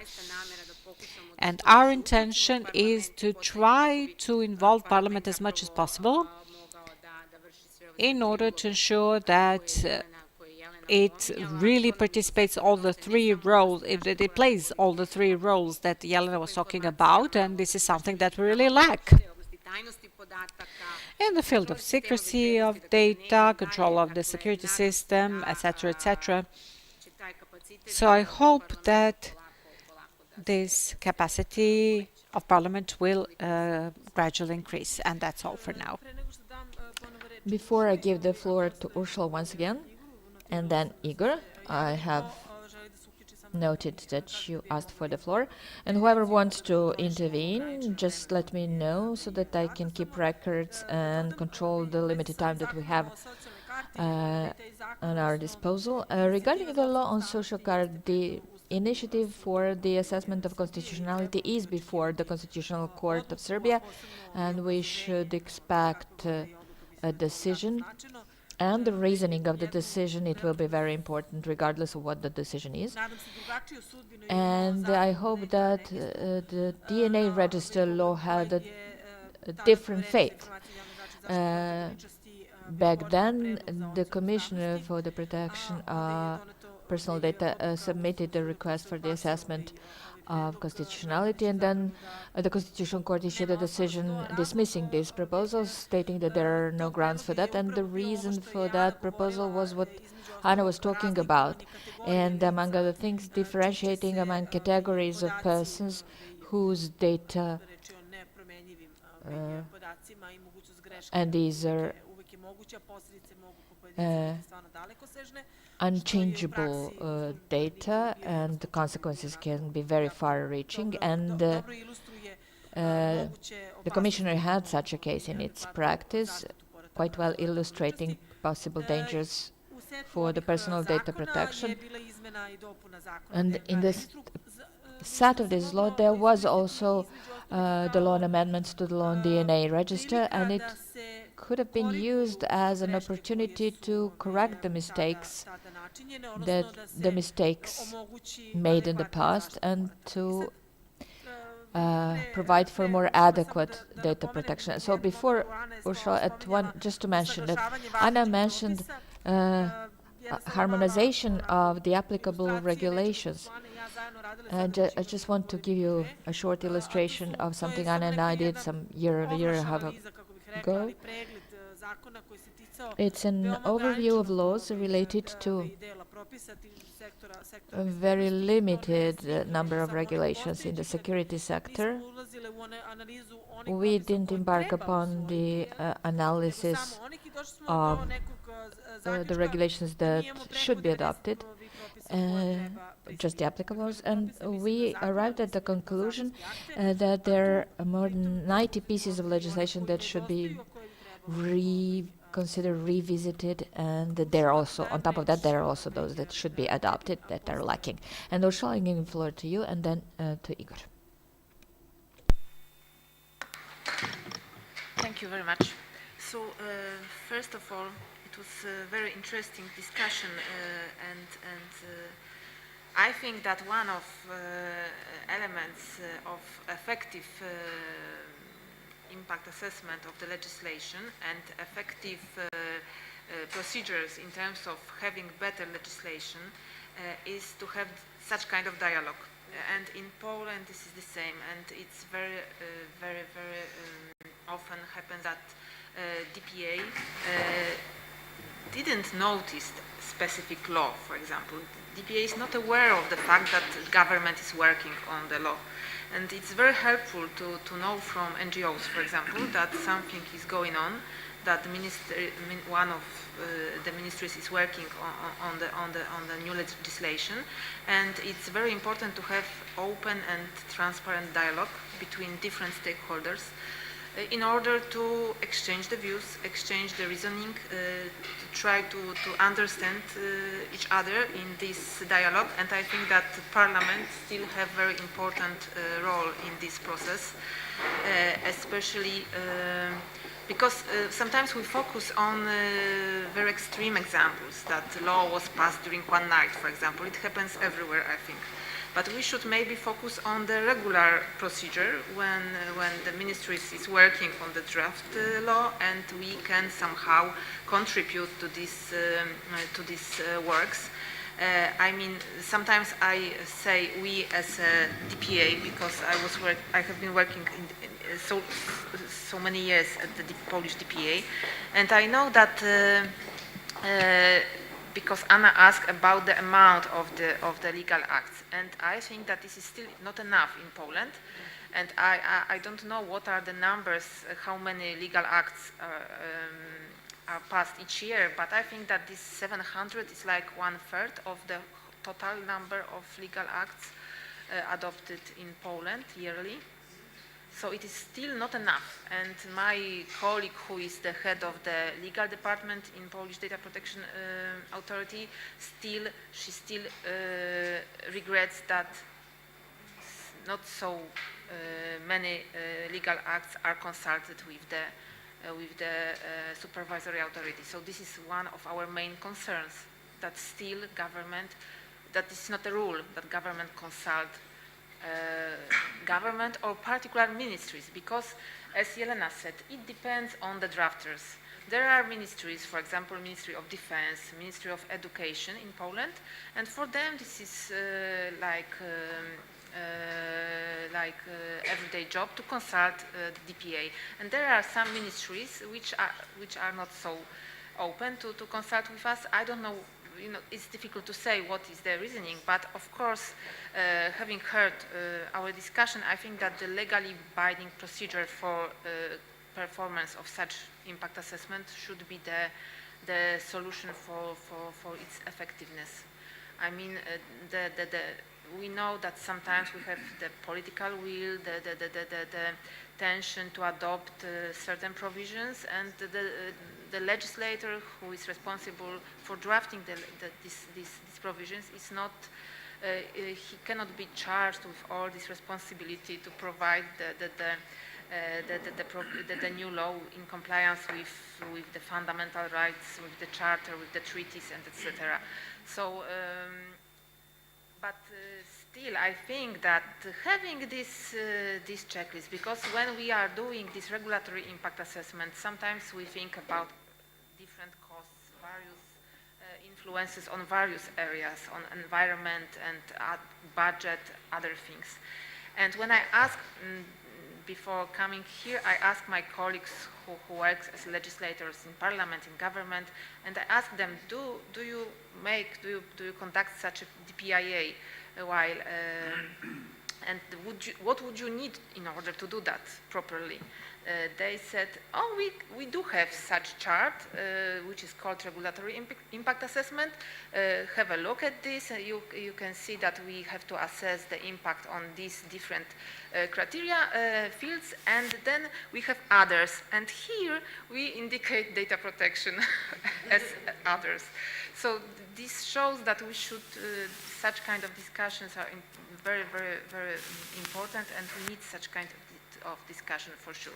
So if you would really like to know what kind of legislation is submitted to Polish DPA, it's very easy to find, because every year we present, the Data Protection Authority presents the annual report, and in its reports, and these reports you can see, because this is like 100 pages concerning particular specific drafts which were submitted to the DPA, and you can read what major remarks, amendments were issued by DPA. So you can have a look at this. It's of course in Polish, but you can consult these reports in order to see that there is a very wide range of different laws. Aviation law, school sector law, health sector law. It's I can if you whistleblowers, the implementation of the European directive, clinical trials. So you see many very, very wide variety of different legal drafts.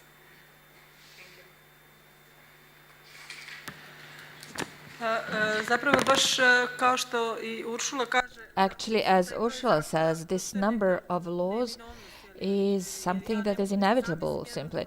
I cannot imagine a regulation that does not affect an individual. And if it affects an individual, it has to imply some processing of personal data. And it reminded me of the anti-doping law. The draft did not contain a single provision related to the privacy of persons, but we are clear about the fact that anti-doping agencies, national and international, embark upon privacy.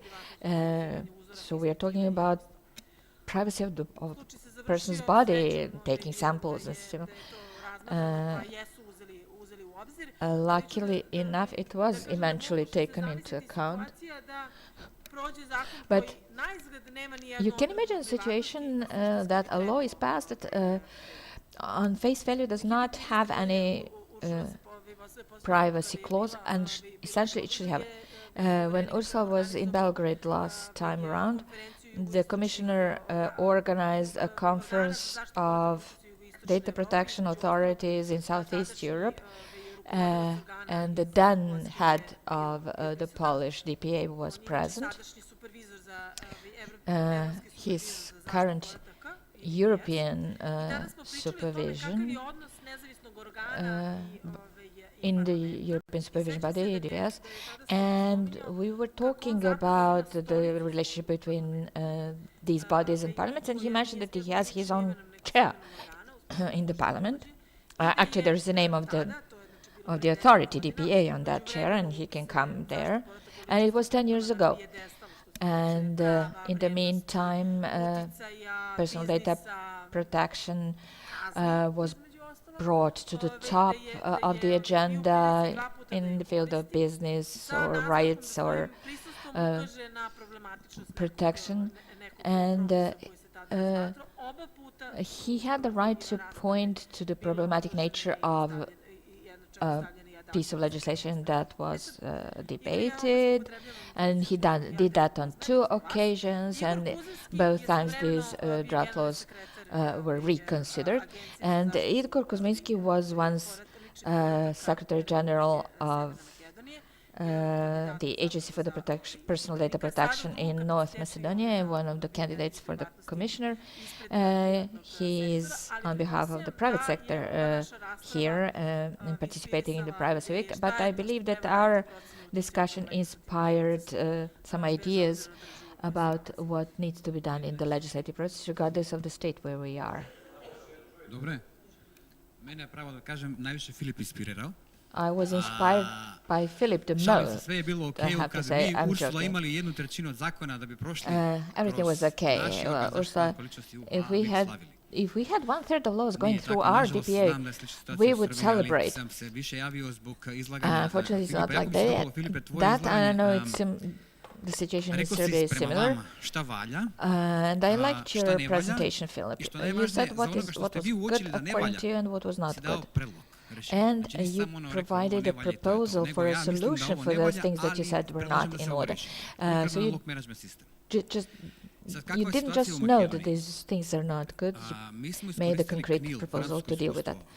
We used French experience, the French DPA experience, when it comes to the implementation of technical measures. Why?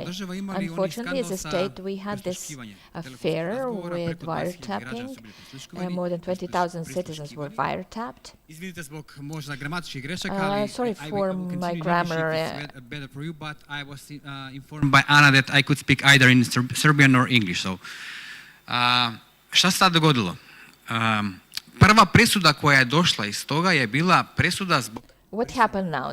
The first judgment, that was judgment related to deletion of the log. And that's why I asked for the floor. You said that you have to have a log management system to see who was doing what or did nothing but just accessed it and looked at the data. But under GDPR, and under data protection laws, nobody should have a technical possibility to turn on or turn off the system. So the system has to be turned on 24/7.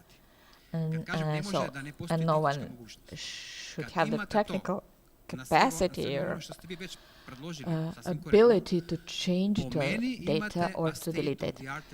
So if you have that, you have state-of-the-art technical measures for protecting personal data. What is fully in line with GDPR at this point? I don't know what will be fully in line tomorrow, but now it would be fully in line with GDPR. What is the Macedonian experience? We had the Council of Europe project. We were together in that project with Ursula and you, Nevena, and we got body cameras for police officers. It was like a pilot project, and the Macedonian DPA asked for this log management system to secure that none of the police officers had the right to turn on or turn off a camera, so that they cannot intervene, delete something they do not like, or keep something that they like, and to store it by people who have no idea about IT or technical issues and who are not working for the Republic State Police. So for 3 years, there was no complaint against police officers by citizens, and police officers were asking to be removed from the state police. This fact tells you everything. So, if you have these things in addition to things that you already have, you will have now a log management system in line with GDPR, and that will secure foolproof protection of human rights. Because technology creates problems in terms of privacy breaches, but technology is also the solution to the problems. So we should have proper public procurement that will provide for all of that. Thank you. Thank you. Anybody else? Yes? If I can interject shortly. Thank you very much for your advice. Unfortunately, we as citizens or as civil society do not have any insight in the technology. An impact that we had on the technology was found by ourselves or detected on the basis of the opinions of the commissioner, where they provided some technical data for some reason. So this is all because of trust and our goodwill. And I think that our biggest problem is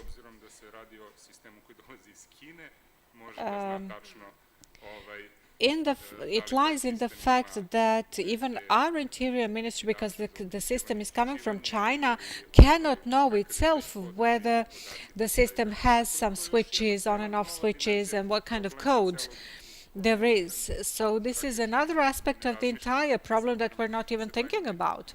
We're only dealing with some more superficial issues.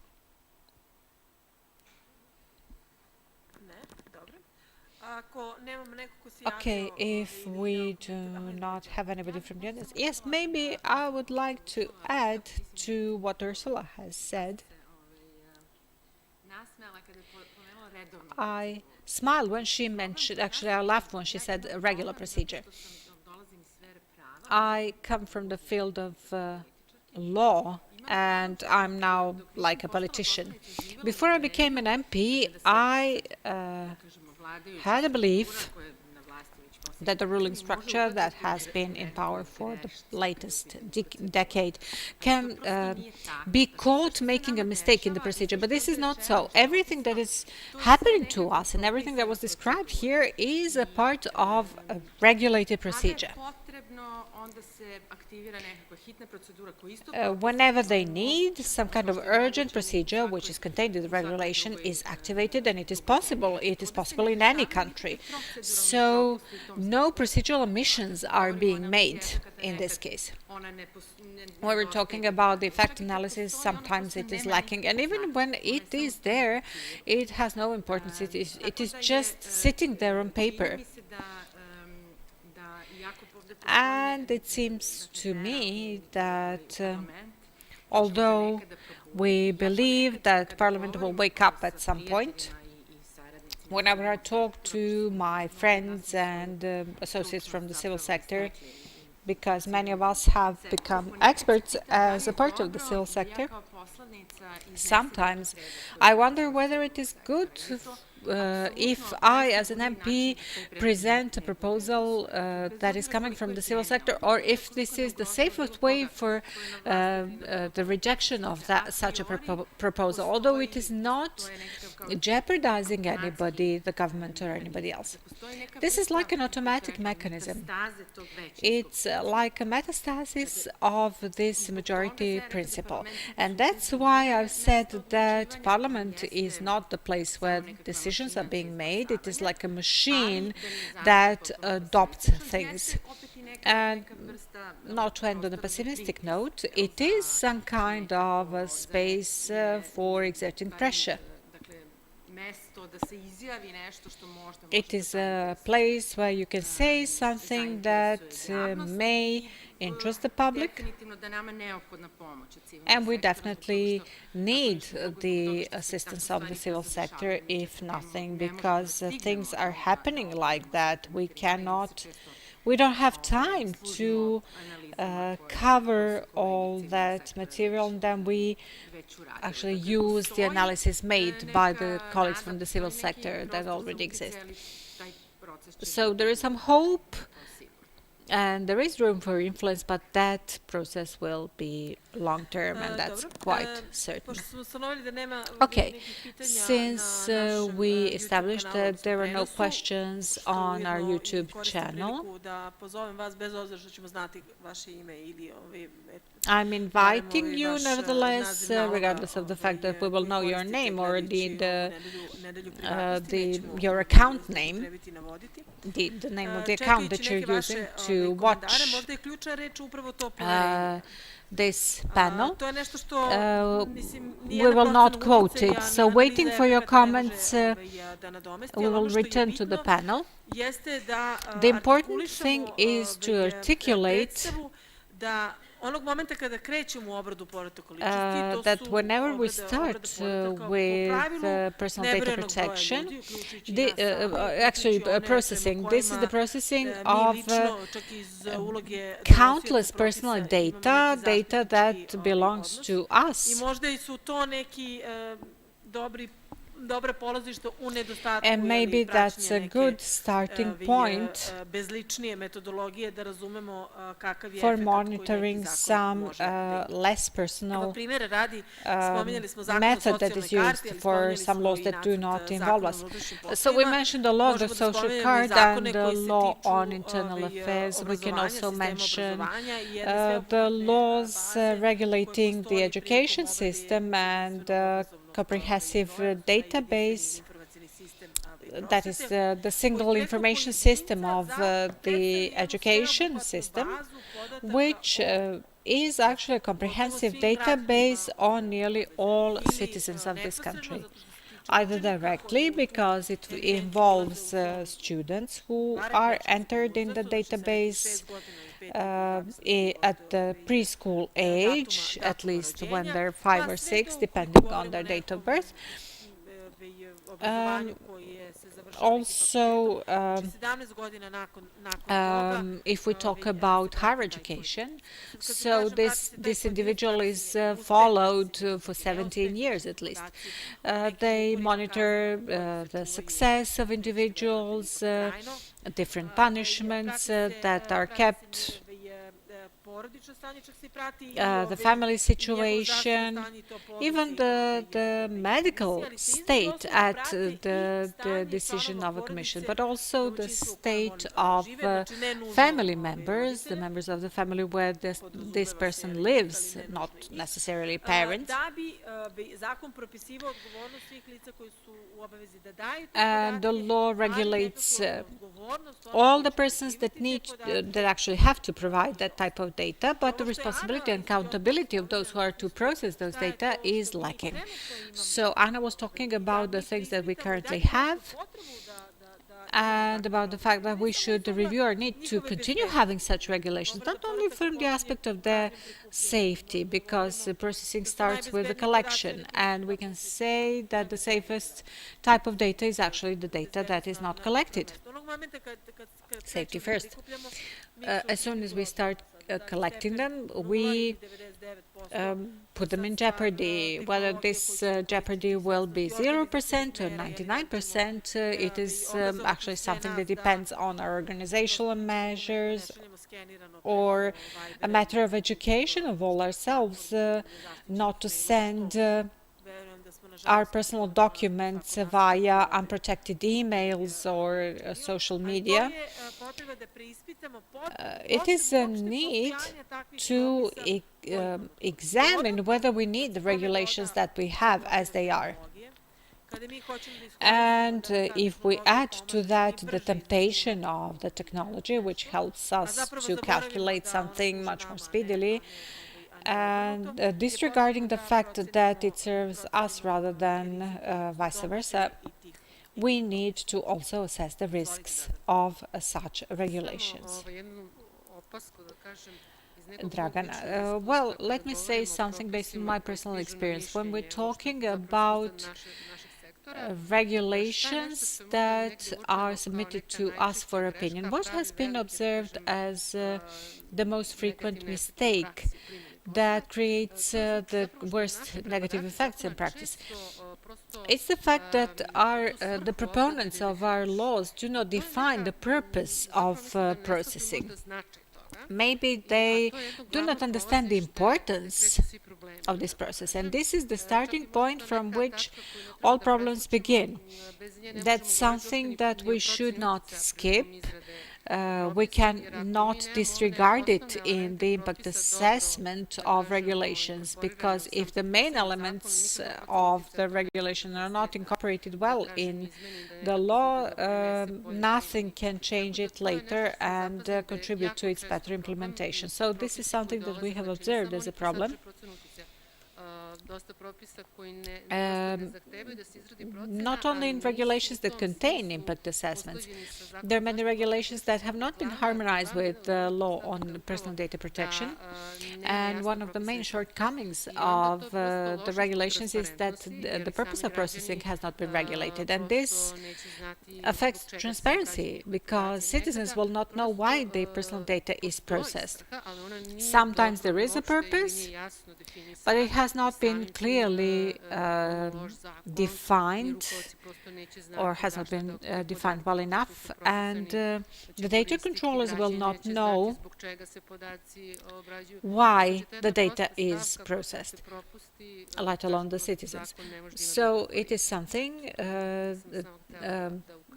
which, if omitted, the law will not have good quality. I do not know what the practice in Poland is when it comes to laws and proponents, whether you regulate the purpose of data processing better.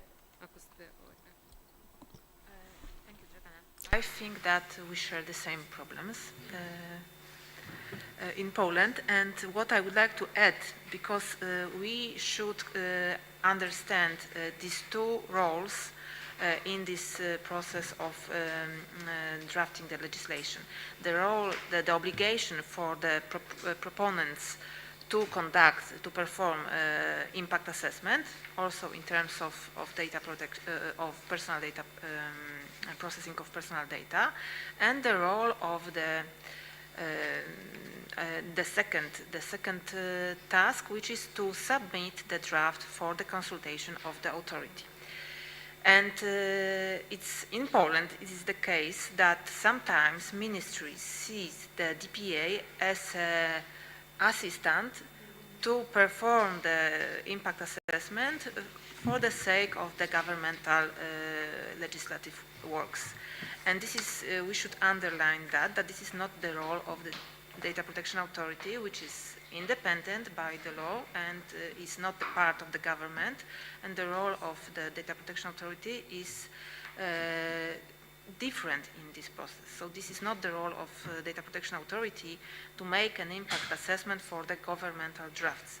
The role is to assess the proposed, the submitted drafts in the relation of existence or absence the data protection impact assessment. And another aspect is that even if the Data Protection Authority issued the opinion that this draft is not in line or is partially not in line or should be amended in such different aspects, still this is not the role of the DPA to propose the specific wording of the provisions. First, why? Because maybe the people from DPA would love to do that, but they are, I know the problems in terms of staff number, and there are no manpower to do that. So this is still not, the DPA is not capable to do that, and even if it would like to do so. So this is another problem. And I think that discussing the problem of having such evaluation model it is very important to remember that the government, the legislator, decision makers are not bound by the opinions issued by DPA. So this is another problem, that there is no obligation for the government to follow this. This is the political decision or other. But still, we should remember that we are talking, while introducing some new provisions which somehow limit the fundamental rights, we are talking about long-term effects provisions. And it is, I think that we should discuss it also not having the political situation in mind, but discussing it in, on the completely another level. European standards or other standards are like, we know all this, and we know these practical problems. So we should, I mean, I always like to conclude with something positive. So we should exchange our views, because now I see that Serbian DPA and Polish DPA have similar problems. And maybe what Igor already said, there are some additional ways to solve the need to provide the effective evaluation model. So I am open for the discussion. I hope we all are. Mislim da je Uršula između I think that Ursula also raised some other very important topics, and this is actually the attitude. The independence of the DPA means that it is independent from political options, and that's very difficult to keep. It is a mission which an independent authority, especially an independent authority which is dealing with something very specific, such as personal data protection.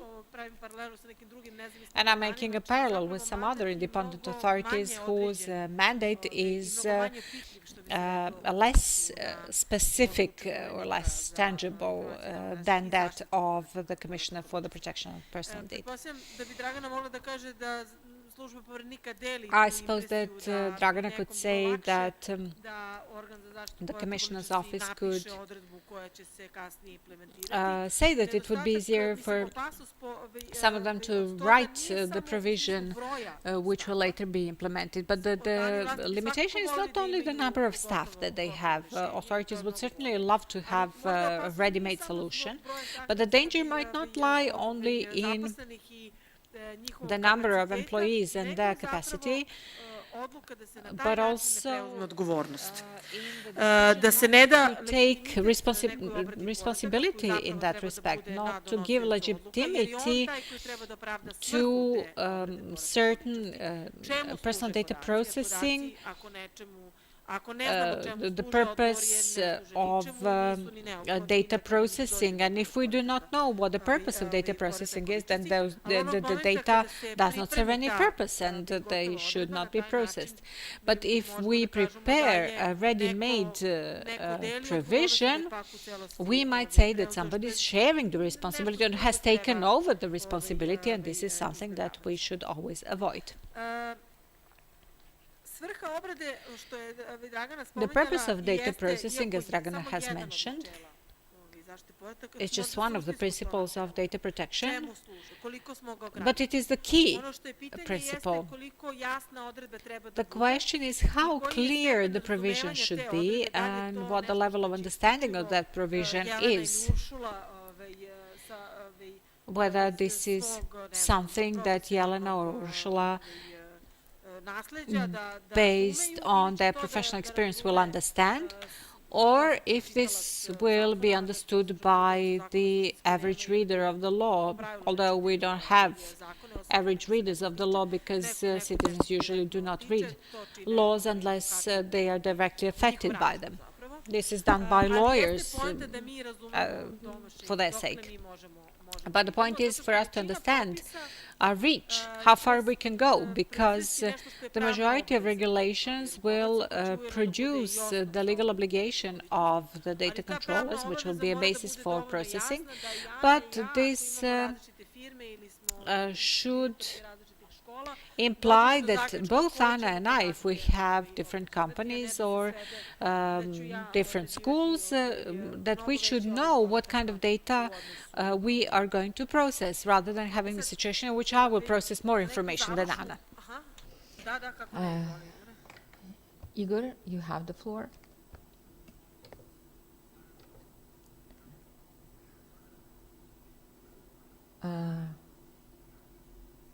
I'm sorry, we cannot hear. There is no sound.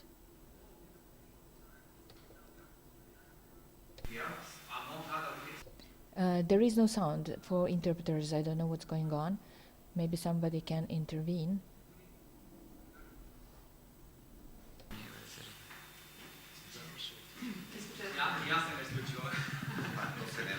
Regarding the drafting procedure.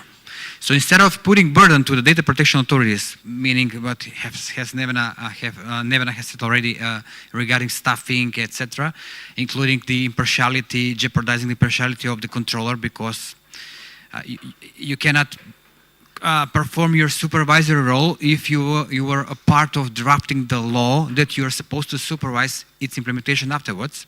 So they will say to you, you said this when you're performing supervisory role, but instead of that, to have a full ability of data protection officer for him or her, or them, if they have unit or directorate or whatever, to perform their role, advisory role, meaning that identifying the goal of when they're in a drafting procedure, what is the purpose of collecting and processing of data. I think. I'm just sharing this like a thought. I'm not saying that I'm right. Thank you.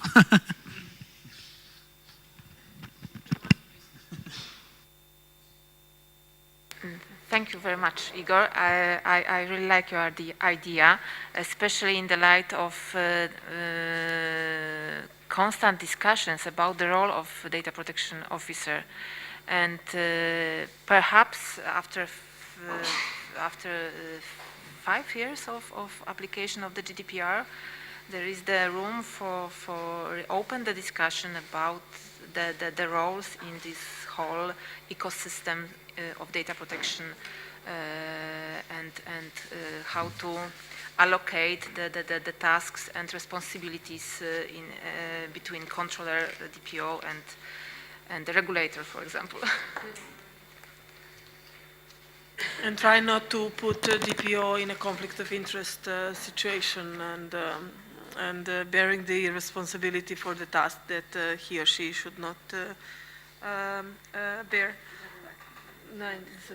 Kratko da podržim ovu odličnu ideju. Mislim da je stvarno zaista. Just to briefly support this excellent idea, it's a really great idea, but I don't know how feasible it is. As for the role of DPOs, our legislator has taken over what's provided for by GDPR. It should be the central figure in relation to the data controller, but unfortunately the situation in Serbia is such that not all the authorities are not under an obligation to appoint that person, and they haven't appointed these persons or designated. The number of public authorities that have designated a DPO is low.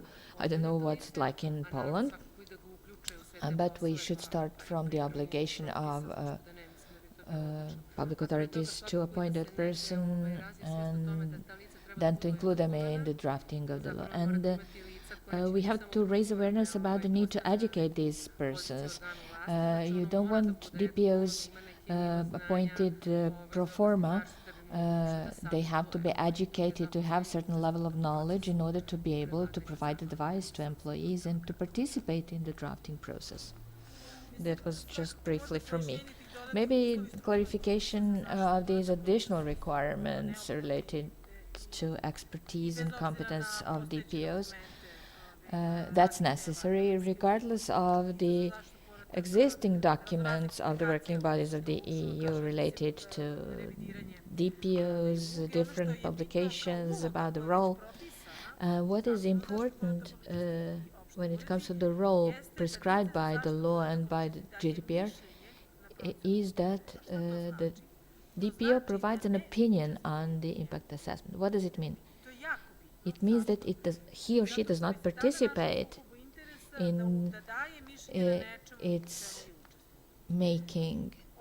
Why? Because that person should not give an opinion on something that he or she participated in.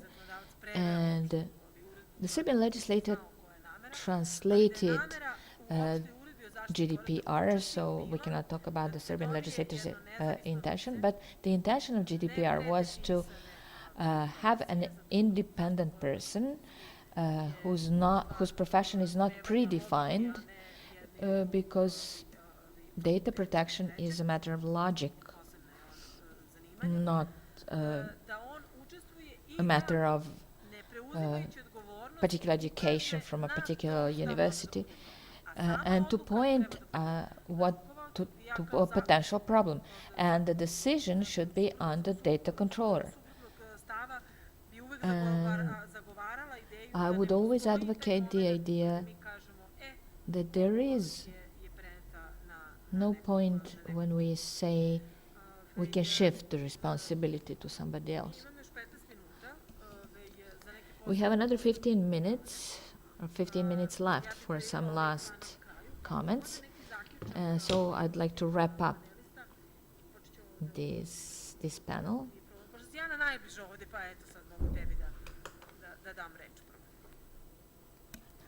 So you're the closest. I will give you the floor. I have a difficult task again. I have nothing new to add to my conclusions apart from what I have already said. It's extremely important to talk, but also about the methodology. So I would make another reference to this impact assessment for the law on internal affairs. We don't know what the methodology was applied, but we are at the stage of implementing data protection law, and we shouldn't have any excuses offered by the legislator about lack of knowledge about that procedure. And there is a way to deal with that, and the civil sector is ready and willing to assume its share of responsibility, and we have demonstrated that through our processes. But that requires also the will of the other party to accept proposals coming with the highest level of constructiveness and good faith. I believe that we have enough experience in the country and enough comparative experience that we can learn from and form our practices based on that. Because if we embark upon the amending of personal data protection law and the preparation of amendments, then we will enter a vicious circle of avoiding the application of the norm and assuming responsibility for non-implementation of the law and norm. So we have to make a decisive move there. We like to put additional pressure on the commissioner, also in terms of supervision of the implementation, and also pressure on other institutions. This law has been in force for quite a while, so we can no longer say that it's new, that it's not familiar in our legal system, and it's not like it was 3 years ago, particularly for the civil sector. Thank you. Bearing in mind that I'm not a lawyer, my impression is that my impression from this roundtable is quite positive, because I'm glad that these processes are so complex and so serious. First and foremost, from Ursula's presentation. That gives me hope that technology will be slowed down somehow, and that everything that is going on and these postponements of draft laws actually constitute a product or an outcome of these processes. So I'm an optimist, and I hope we'll reach a certain point. Yeah, now I have to be optimistic. Not necessarily. We have more time to discuss. I would really like to have people in such events who never before attended such events. I was in such events before in a different role. I like to participate in this type of debates, and I think that it's necessary, and it's especially important for MPs, and I believe that it's important for MPs from the position. It seems to me that they understand that they have a role, but they are not using their opportunities, their possibilities. Certain issues are not issues for fierce political battle, but that they can affect everything. And as for the legislation that we mentioned, it's a voluminous scope of legislation, but we don't know what the agenda of the government is and what the timing for this is. And it turns out that people are willing to react, but when the ball comes into their yard and when they recognize something as some endangering, and that is that somebody will chase them through networks or recognize them in streets. It doesn't have to be protest, but some other activity. And we also have a set of judicial laws. They have a great impact on human rights, but people cannot link that to themselves. They are not in the process of divorcing or having property litigation or anything, or they're not accused in criminal proceedings, so it doesn't touch them personally, and they're not in a position to react. And that happens very often. Two huge legislative projects are implemented in parallel, and the point is to react in a timely fashion. And I believe that the withdrawal of this law, internal affairs, and all these accompanying implementing regulations is an exclusive consequence of the actions of the civil sector. And I believe it's very important because it has shown that it's possible to exert influence on the legislator and the legislative process, that it's possible to react in such a manner, and it's possible to explain to citizens what the consequences may be for their personal situation. And to add a positive note to that, somebody has heard that and acted upon that. So maybe that is a small but important, significant step forward that should be noted. You can be neutral. But being aware of this pros and cons, I think that it would be good to have a mechanism how the whole procedure of performing the assessing the impact on personal data is organized, and to have the clear roles to know who is responsible for what. And having even in mind Igor's suggestions about strengthening the role of DPOs, I know that in North Macedonia the system of data protection officers were very well developed even long time before GDPR came into force. So maybe this is the good direction to discuss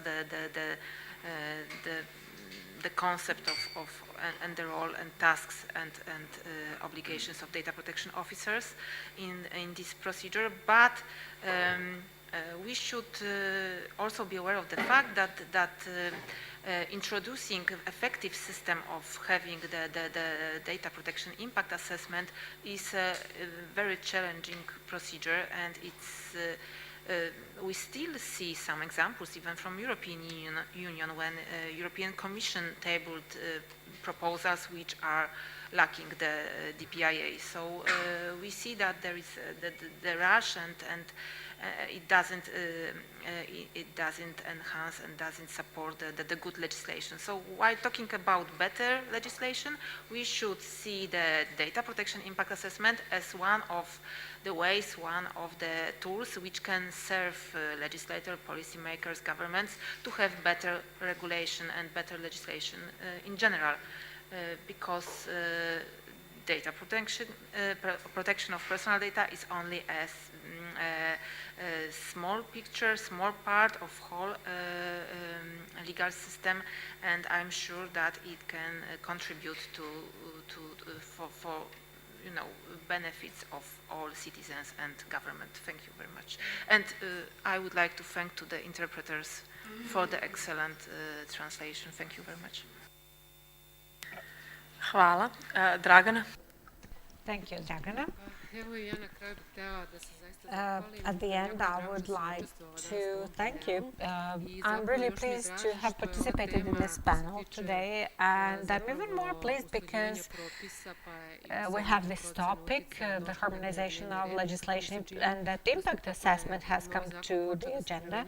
It seems that after the start of the implementation of the law, we were talking of the obligations of the data controllers, but the aspect without which we cannot have an effective data protection system was left out. So we cannot start and move forward without this aspect. I don't think that even data controllers can appropriately fulfill their obligations if we do not start from the beginning. So I'm really pleased that we started talking about this and that the importance of good quality legislation was stressed. Not only a good law on personal data protection, which should be amended, that's a fact, but all special laws should at least start beginning to be harmonized with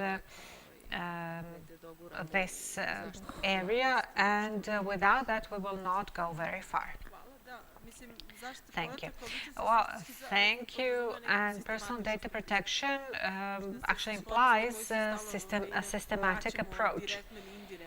We are constantly going back to it, and we need to have a vision on how we want to regulate a field until the very end.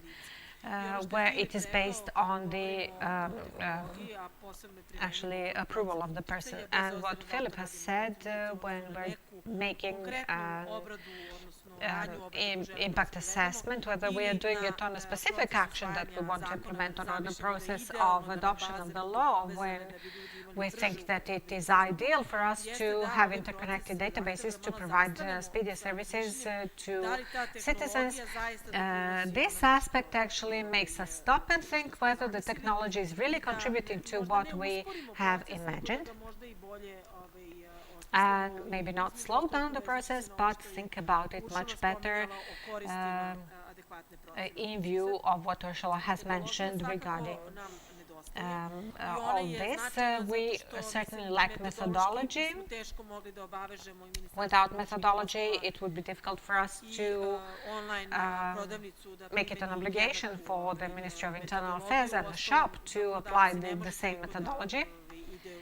The legislator cannot go into so much detail to start with overregulation.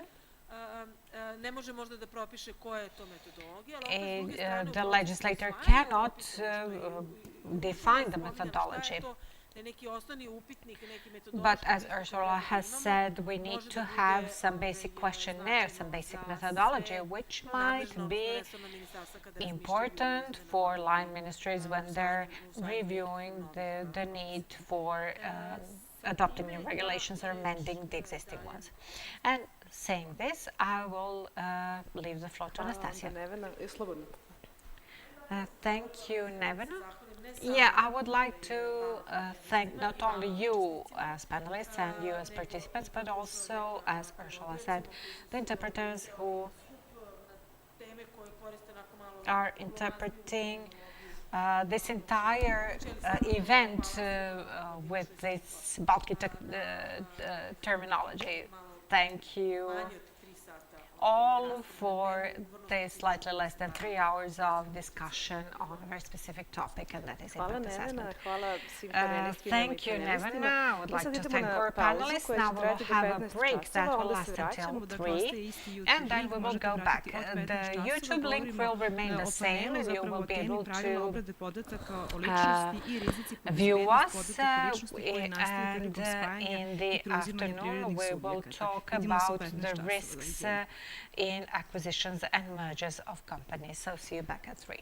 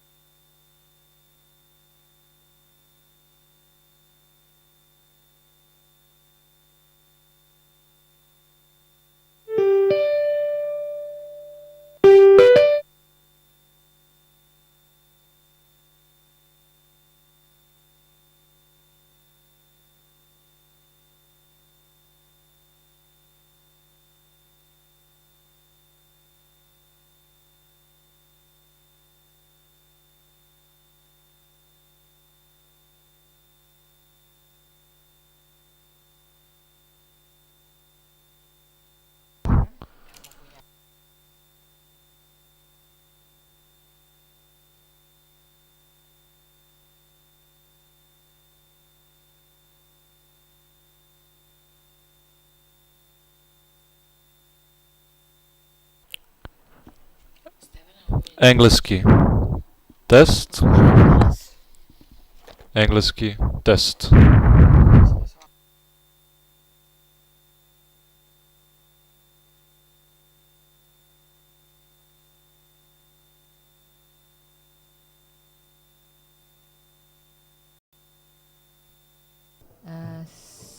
Sad sam na engleskom kanalu. Jel me čujete sad na engleskom? Ja sam... Ok. Ništa.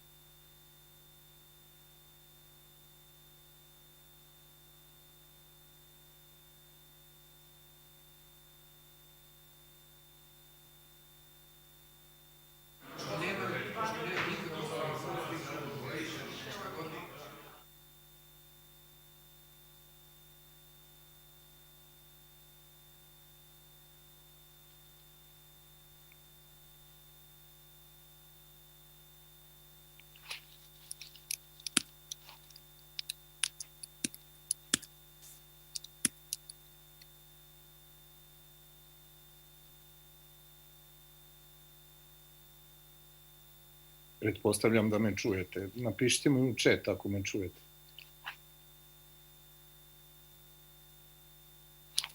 Odlično.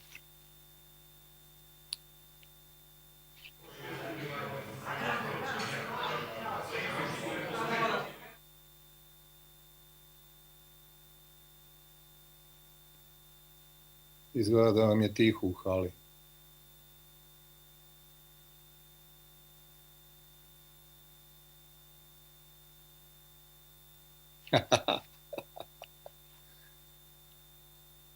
Prijatno im bilo.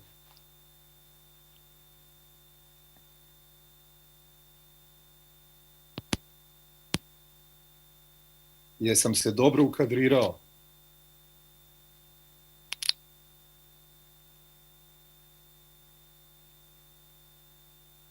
Ok. Ništa, onda, ako sam dobro razumeo, ovo počinje za 9 minuta, odnosno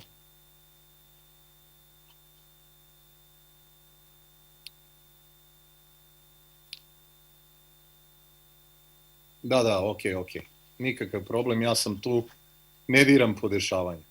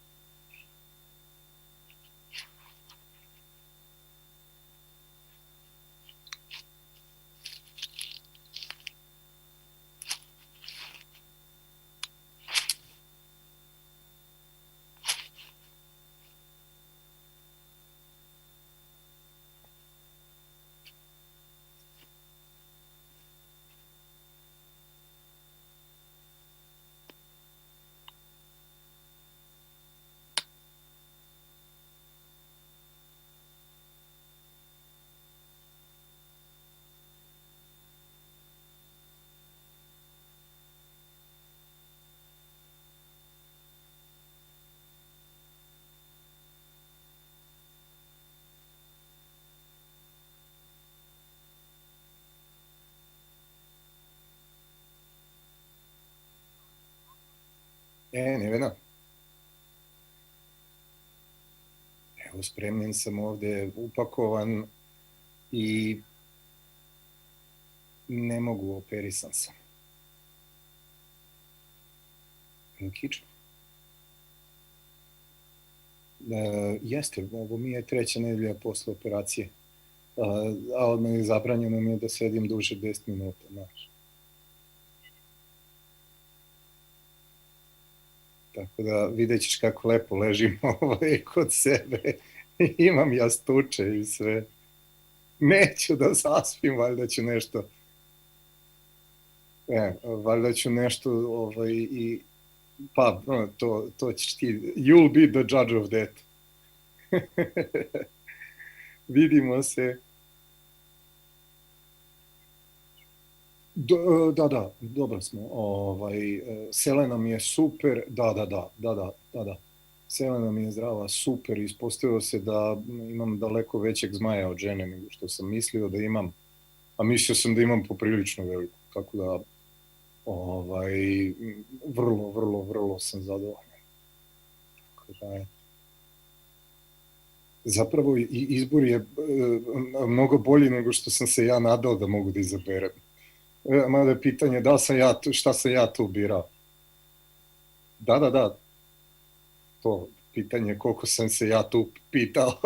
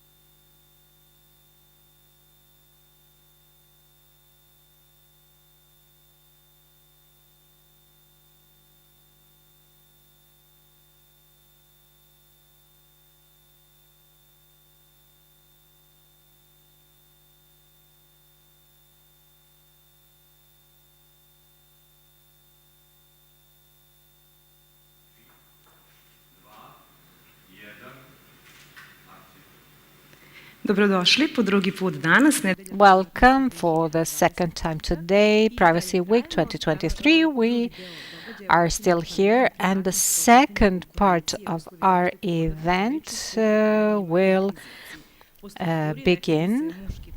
A o čemu ćemo to danas govoriti, reći će predstaviti paneliste. We will hear from our moderator today, Aleksandar Jelačić. Vladimir Jelačić, and I wish you success in the discussion on this panel, Privacy as a Competition Issue, PDP Requirements in Mergers and Acquisitions. I would like to thank everybody for the organization of this panel, and I trust that this is the first panel in a row. I'm glad that we will open some issues which are quite important in the area that we're talking about. And first of all, I would like to introduce our guests. This time, I can really frankly say that they do not need further introductions because they are well known in their field of expertise. First, I will turn to Igor Kuzevsky from North Macedonia. He is in charge of data protection. He's data protection officer at Halkbank Skopje in North Macedonia. Next to him, we have Zoran Šoljaga, attorney at law from the Schönherr Law Office in Belgrade. He deals with anti-monopoly issues for a long time. Before becoming a private attorney, he also worked at the Anti-Monopoly Commission in Serbia. We also have Miloš Bogdanović, business compliance from the Business Compliance Association, and we will also be joined by Žarko Ptiček, expert and consultant in the field of IT law, arbiter, and he holds a series of different offices, and he will shed a different light on the users of financial services, consumer protection, and personal data protection, of course. My name is Vladimir Jelačić. I'm a lawyer from the For Legal Law Office, and today I will try to give you some indications for the course of discussion. We have good speakers, and I think that a large number of issues will be raised. The communication will run smoothly, and we're also open to questions from the audience in the room and those who are watching us online, because this is broadcast on the YouTube channel ensured by Partner Serbia. I will start with a short introduction with Zoran Šoljaga as a lawyer to try to frame this discussion, because we're talking about privacy in the anti-monopoly issues and status changes in the private sector, mergers, acquisitions, etc., and an even larger segment in our legal system acquisitions. I and Zoran had a lot of experience in those issues, and maybe it would not be a bad idea to say what this means, and from the aspect of competition, what it means for the contracting parties, for the lawyers, for the regulatory bodies, primarily Commission.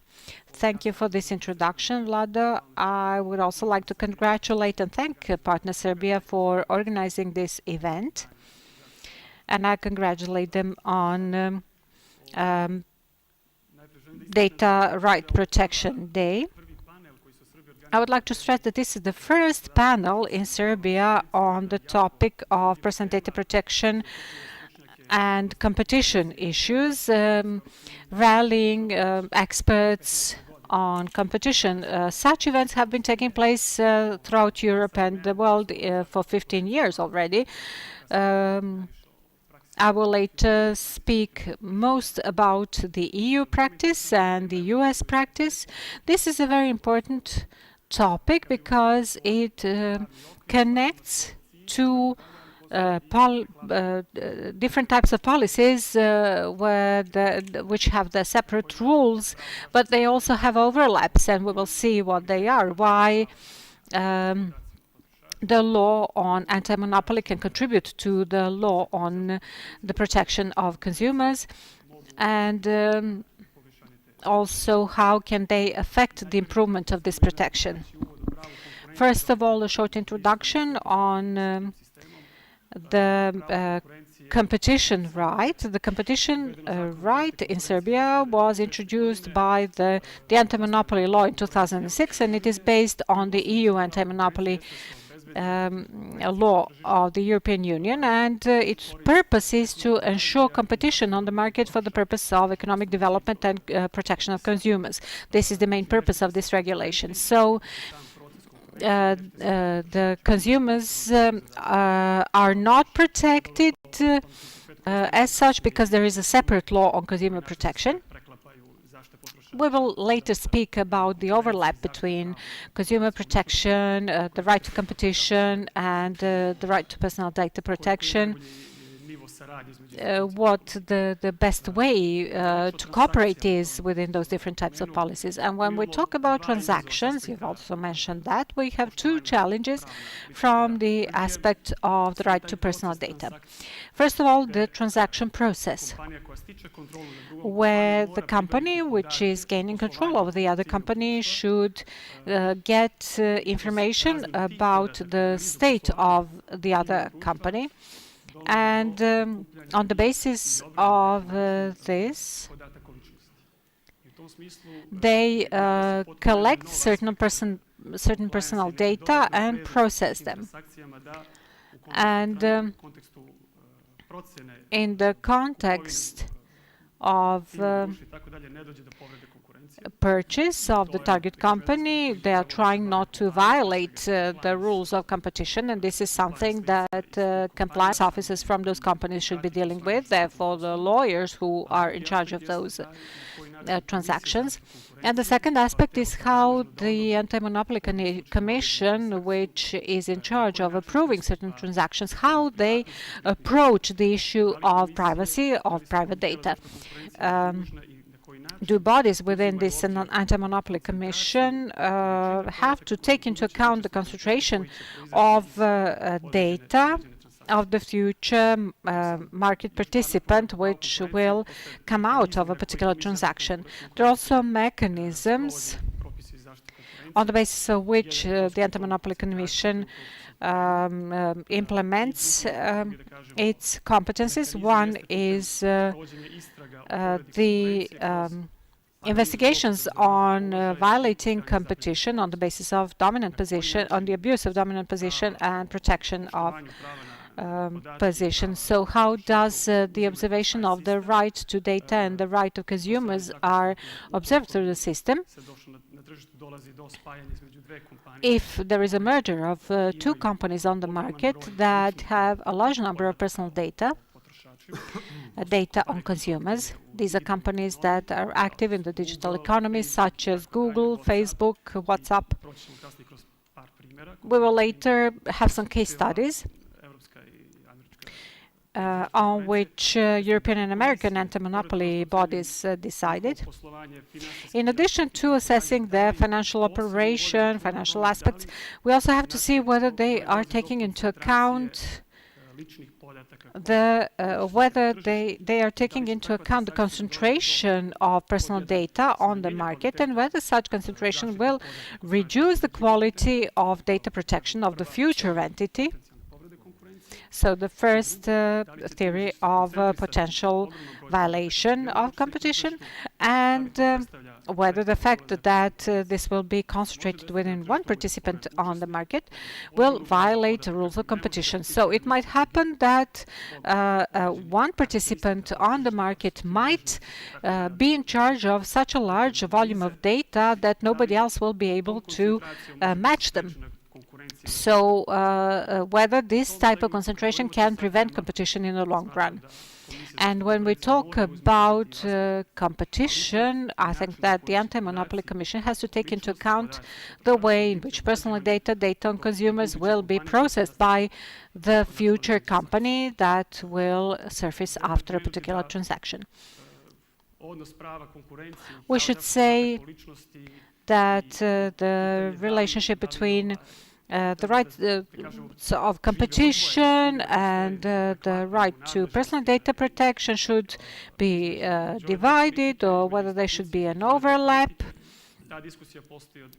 This discussion has been going on since 2000s, but we can see the first guideline in 2007 after the first acquisitions in the US between Google and DoubleClick company that dealt with internet advertising. We also have the Facebook decision after the takeover of WhatsApp in 2014, and a series of other decisions. We have to wonder whether the right to competition is ready to take into account another legal framework to determine whether there will be some changes that will be detrimental to the consumers in the light of personal data protection on the market. Initially, there was some resistance. People believed that these were two different policies, that they had different goals and different tools, and there should be no overlaps of competencies or interference of an institution into the competence of another institution. But through the development of practice and the digital economy, and actually digital economy is key because it led to the development of a completely different economy. They became asset companies which generate certain profit, and therefore they become a part of economic business operation, and on them then rules of competition apply on them. We have to wonder whether there are some legal obstacles to the anti-monopoly bodies to be involved when it comes to personal data protection, whether they have the competence, whether they can do it. Then we have to look at the traditional approach of the Anti-Monopoly Commission, whether the rules that apply on a particular market are appropriate for personal data protection. When actually in all anti-monopoly procedures, the Commission has to define the relevant market, and then the Commission applies the so-called SNP test, where they look whether the change in the price of 5 to 10% will result in the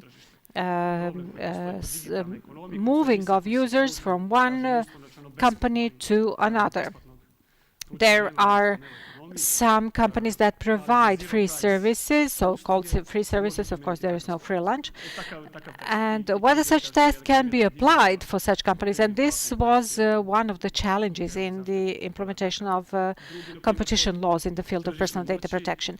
In the field of market power, when we have to determine the dominant position of a company, the Anti-Monopoly Commission, as a rule, defines whether the market power allows the company to change the price, which would not have been so high if it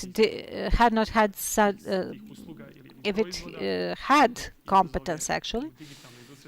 And in the digital industry, because of zero price services, this actually resulted in certain changes.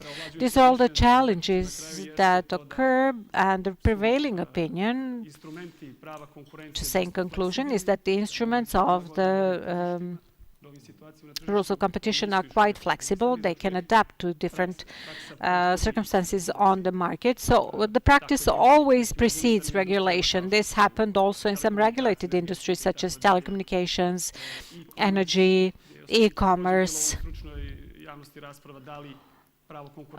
There was also a debate in the professional public whether those rules should change because of those online platforms, and the conclusion was that they could. And this also applies to the right to data protection. So those bodies should be involved as much as possible in the segment of personal data protection and to take them into account when they assess the market conditions. So far, we have had certain cases in the case of concentration where companies took personal data and the Anti-Monopoly Commission regarded whether such data would and their processing would cause disturbances on the market. And also Facebook, for example, in Germany, actually, Germany made a decision against Facebook because it violated GDPR. We will talk about this decision, which is very topical, later. So these are the two anti-monopoly aspects that can be used for the improvement of controlling the observation of the consumer's right to privacy. So let me conclude this introductory part. The Anti-Monopoly Commission, which usually acts through ex post inspections, its role is also to lastingly regulate certain things on the market. Let's take GDPR as an example. So the Commission may establish in a procedure that a company that has the dominant position on the market, although it might be completely applying the GDPR, and I can see that the European Commission believes that this is the minimum standard of personal data protection if a company observes the GDPR. But the method of processing and using of its users might violate the consumer's right to privacy, and the Commission might impose its decisions as rules of behavior, and here the Commission has a dominant position. It will later work with the Commissioner, and the practice of the Anti-Monopoly Commission is usually used for the preparation of future legal documents that will regulate a previously unregulated field. We had this in the field of energy and telecommunications, and now we also have it in the field of personal data protection. The Digital Market Act has been recently adopted and will be implemented after 6 months. It regulates certain issues pertaining to competition on the market and also the use of data collected by big companies, such the portability, for example, of data, the method of access to the data. These are all issues that matured through the practice of anti-monopoly commissions, which are actually regulated by some other ways other than the regulation through the GDPR. So these are the areas where competition and anti-monopoly might be an additional level of protection. Thank you. You have set up the basis for our discussion today, and you have presented the participants, companies that will participate in this, and regulators. And you constantly mentioned users, consumers, and I would like, if Žarko is here with us, I would like to ask him, as somebody who was involved as a user and the provider of services, what, from the aspect of mergers and acquisitions, what is the role of the user? Does the user have a role, and what a consumer should have in mind when we're talking about Pre svega, topics? želeo bih da skrenem pažnju na nešto što je možda notorno i logično, a to je svako mora da se bori za svoja prava. Dakle, sami potrošači će imati samo onoliko prava za koliko uspeju da se izbore. Da li kroz institucije i kroz rad institucije ili u direktnom kontaktu sa onim koji im prava krši, ili putem suda, ili na kraju krajeva sami za sebe. Kad kažem sami za sebe, mislim oprezom o tome gde svoje podatke ostavljam. Ovo je jako bitno. Znam da Svi ovde na panelu to znaju, ali je stvar koju vredi ponavljati, a to je mora se voditi računa o podacima o ličnosti u smislu higijene. Nazovimo to pravnom higijenom. In terms of hygiene, legal hygiene, let's call it legal hygiene. This issue is very well constructed because it is related to the point when the person himself or herself, so consumer, a data subject, has no influence on events, on changes in status that is taking place. Nor can that person have any influence. He or she is not a party to this change in status. And the first thing that one has to bear in mind that this status change does not reduce legal rights of the data subject.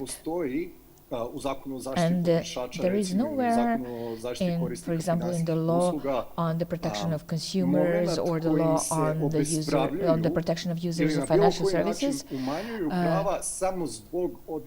any provision specifying any reduction or deprivation of rights merely due to change in status. So despite the fact that the person may be changed who is processing your data, or a person whose services you're using, or from whom you're buying products. No consumer will have his or her rights reduced because of change of that person. And what a consumer can do is to monitor this change. So it's very important for a consumer to obtain information on their own to the extent possible. Very often we hear in the media, company A is buying company B. So some major company I is buying major company B, or taking over major company B, or whatever. Also, here at the local level, we get news that an investor or a foreign company invested or purchased a domestic company that was engaged, among other things, in personal data protection. That can be investment in IT companies, hosting providers, companies using IT, and so on and so forth. So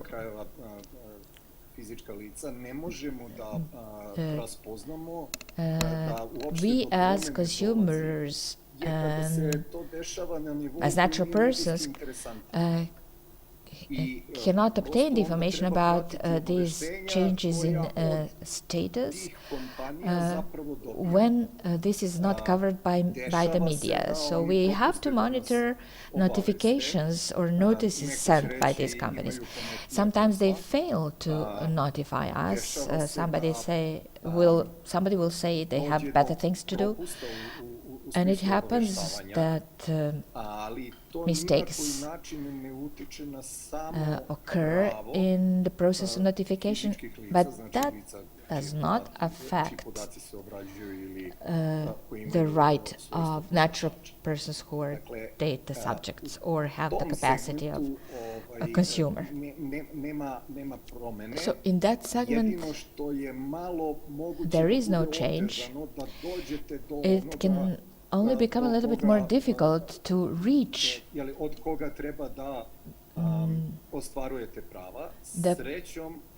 person that should make it possible for you to exercise your rights. Luckily enough, there is a register in Serbia which is maintained by the Business Registers Agency. It's a public and publicly available and free of charge register, accessible 24/7, and you can check all the changes in status, and you can see all the registers related to status changes. So you don't have to be very computer literate. You just need to be aware that APR has certain registers and that you can access them. So if you think that your internet provider is being purchased by another internet provider, either local or foreign, you can find that out through business register agency.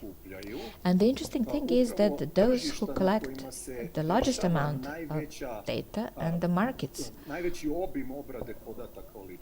where the largest scope of personal data processing is taking place have the biggest importance when it comes to status changes, mergers, acquisitions, takeovers. So in that segment, I wouldn't rely exclusively on the operation of institutions. My advice to all interested parties would be to maintain personal legal hygiene and to watch his or her data, personal data. For example, you have practice with the entity registering domain names. So you get a query annually from them saying, I have this data on you, on my records. Is it accurate? They are doing this because they are under an obligation to do that. But as users of these services, we can occasionally, annually or less frequently, ask those whom we sent the data whether they are still the same organization or whether any change occurred, particularly if we suspect certain events taking place in that area. So to conclude my intervention, we will have as many rights as we manage to win. And the mechanisms for exercising rights are identical regardless of the change in the status of a company. Thank you, Žarko. So we have mentioned three areas of law after two interventions. We are talking about competition protection, consumer protection, personal data protection. And I'm very grateful to Žarko regarding his sincere answer about the influence of an individual to the protection of rights or passive or active attitude. And then the question is, why do we have so many regulations, and particularly for complex transactions that include takeovers? We have a whole range of law areas overlapping.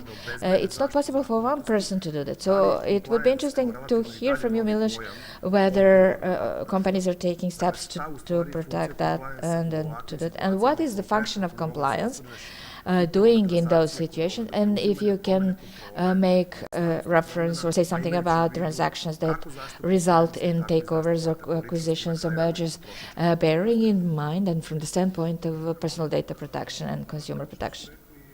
Thank you. As the previous speakers at the panel said and mentioned, the fields that we're talking about, personal data protection from a specific angle which has not been stressed or commented on so far. At least I don't know that it was discussed at a panel or a expert discussion. Everything that we have been talking about has a single name, and this is compliance.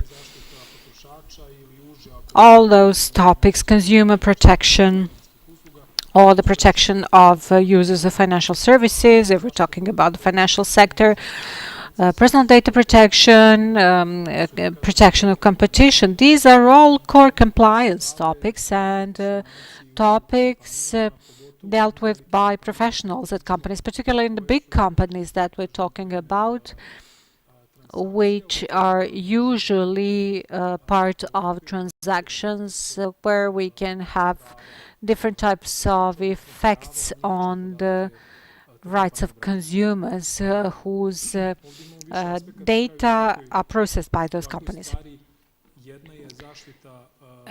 In such matters, we have the protection of end users, clients of, or consumers of the companies which are undergoing status changes. But there's also a wider social importance of the topic. A free market as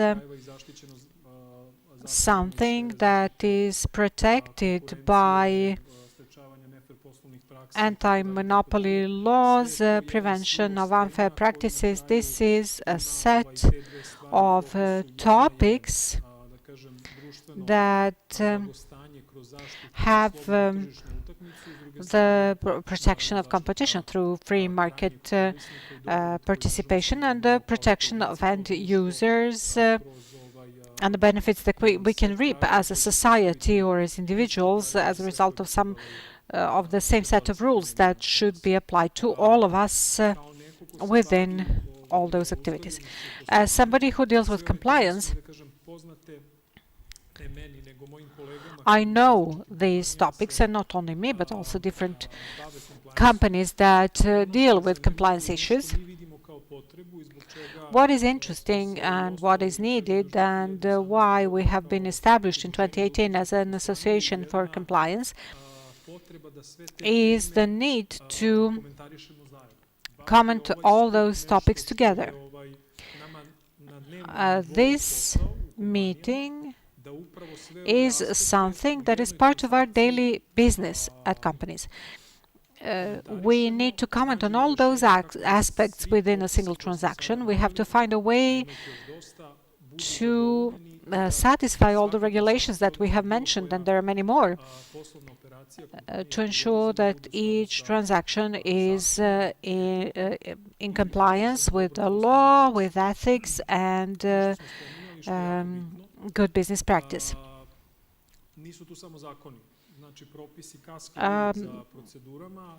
We are not only dealing with laws, procedures lag behind regulations, and people from the digital industry like to have a slide which says that practice eats law for breakfast. And this is true. In order to be able to engage in sustainable business operation from the aspect of companies, we have to rely on business ethics and business culture. And business culture is something that we lack. Culture in general, but business culture is very specific and has a role to play. And it will help us to focus on best practices, regardless of whether we will face a serious punishment if we fail to do it or not. If we think along those lines, and the task of compliance officers within companies is to raise the awareness of the organization and to ensure that we operate in a sustainable way, because if we do something, it might work in a short while, but in the long run, we will use the trust and confidence of our end users. All the big scandals that you've heard about lately, from Facebook and Cambridge Analytica, Google, they are all matters of non-compliance. Actually, they all involve non-compliance. And the beauty and the gravity of the job that I'm in and my colleagues are in is to answer those questions and try to avoid such a situation. And you're trying to be proactive. As the colleague said, you're trying not to be reactive and act post festum. Let's cover this in a sentence. The role of compliance is beautiful because it's not just a control function. It does not need to detect where regulations are by applying controls. It also has an advisory role, and through our advisory role in different transactions, we have to respond to numerous questions in order to avoid violations. Also, we have educational role. One of the roles is to educate our clients and to raise the awareness of the topics that are not always recognized as important and those that bring financial benefits. But on the other hand, there is no way to prevent negative effects without dealing with the topic that I'm talking about. Punishments, fines, administrative punishments, focus of the administrator, etc., etc. From the aspect of the Commission's practice or any other regulator, but we're talking about anti-monopoly issues. A company does not operate in the same way under regular circumstances or when it has an unannounced inspection coming. Thank you, Miloš. We are very fortunate to have Igor Kuzeski with us. He's our dear colleague from North Macedonia. If it is not a problem, please tell us something about the regulatory framework in North Macedonia, both from the aspect of personal data protection and anti-monopoly issues, and how topical this issue that we're discussing is topical in Macedonia, because we are pioneers in Serbia in discussing these issues. Thank you very much for your invitation. I would say that problems are similar and probably the solutions will be similar, if not the same. Let me tell you something about the situation in Macedonia. I would just follow up on what the previous speakers were saying in connection with competition, in connection with personal data protection. When I was the secretary and before that the inspector for personal data protection in North Macedonia, our experience was that because of the regulation, anti-monopoly regulations, the company that delivered heating in Skopje, since the former Yugoslavia until the adoption of the anti-monopoly law, actually was the only one, and then it was divided into several small companies. One was in charge of procuring gas, the second was in delivering gas, and the third was in charge of delivery of heating to different flats. And it was divided because of that law, but essentially it was the same company. When was the problem created? It was not so long ago, 12 or 13 years ago, when the first personal data protection law was adopted in Macedonia. It has nothing to do with the GDPR. In Macedonia, in 2008, we had the DPA, Data Protection Officer, DPO, long before the GDPR. But the problem occurred when the state decided to introduce the second player on this market. So a new player got the permit to deliver heating to Skopje citizens. And then the issue of personal data protection arose. And because we were not consulted ahead of this development, we had more than 100 inspection cases where citizens filed requests for the protection from personal data processing abuse, because the new company processed their data without their permit. Things are not always black and white. There's always a gray area solution. When we analyzed who those citizens who were filing those requests were, 95% of them were those who were not paying bills. They were the debtors. And using actually the excuse of their right to privacy, they were trying to bypass their duty to pay their bills, their heating bills. And what happened then? As the agency, we created a case study, and in 99% of the cases we rejected the requests because they were unfounded. In connection, I'm sorry, with personal data protection, we wanted to see how to do things properly. The mistake that was made both by the old and the new company was that they did not observe the right to be informed. What both companies should have done was to inform citizens starting from the 1st of January of a particular year,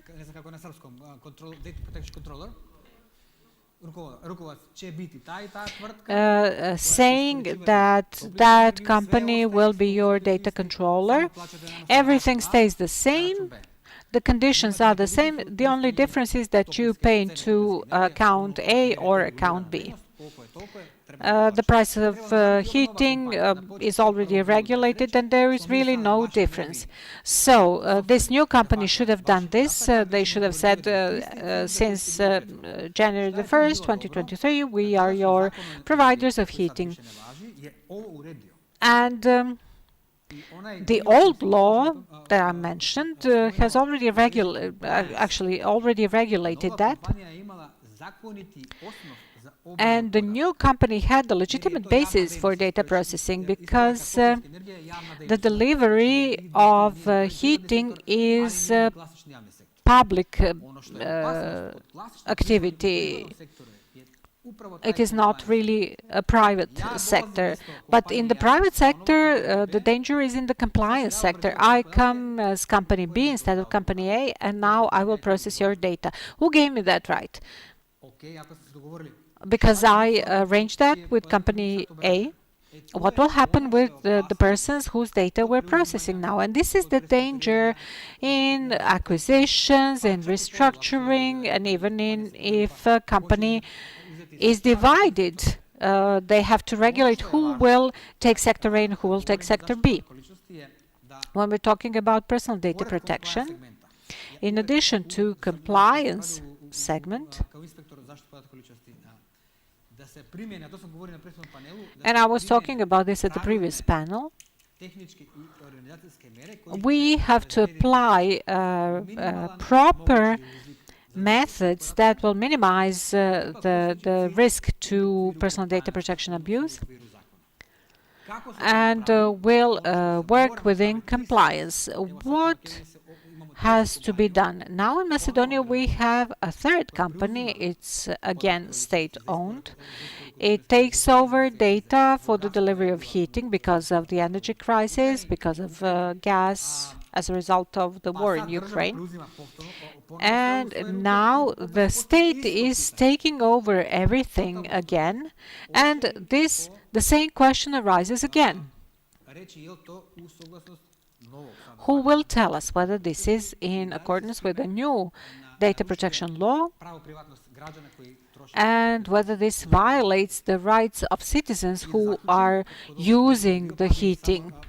And if I may conclude, regarding these two laws, I think and I'm convinced that the right to privacy cannot be undermined by any other right or any other business if it's properly understood. There is a tendency to construe GDPR as an obstacle to business, which is not true. If Macedonian or Serbian law on personal data protection says that the rules of the game are clear and that you can achieve the objectives of your business, everything else is this imbalance between human rights and business.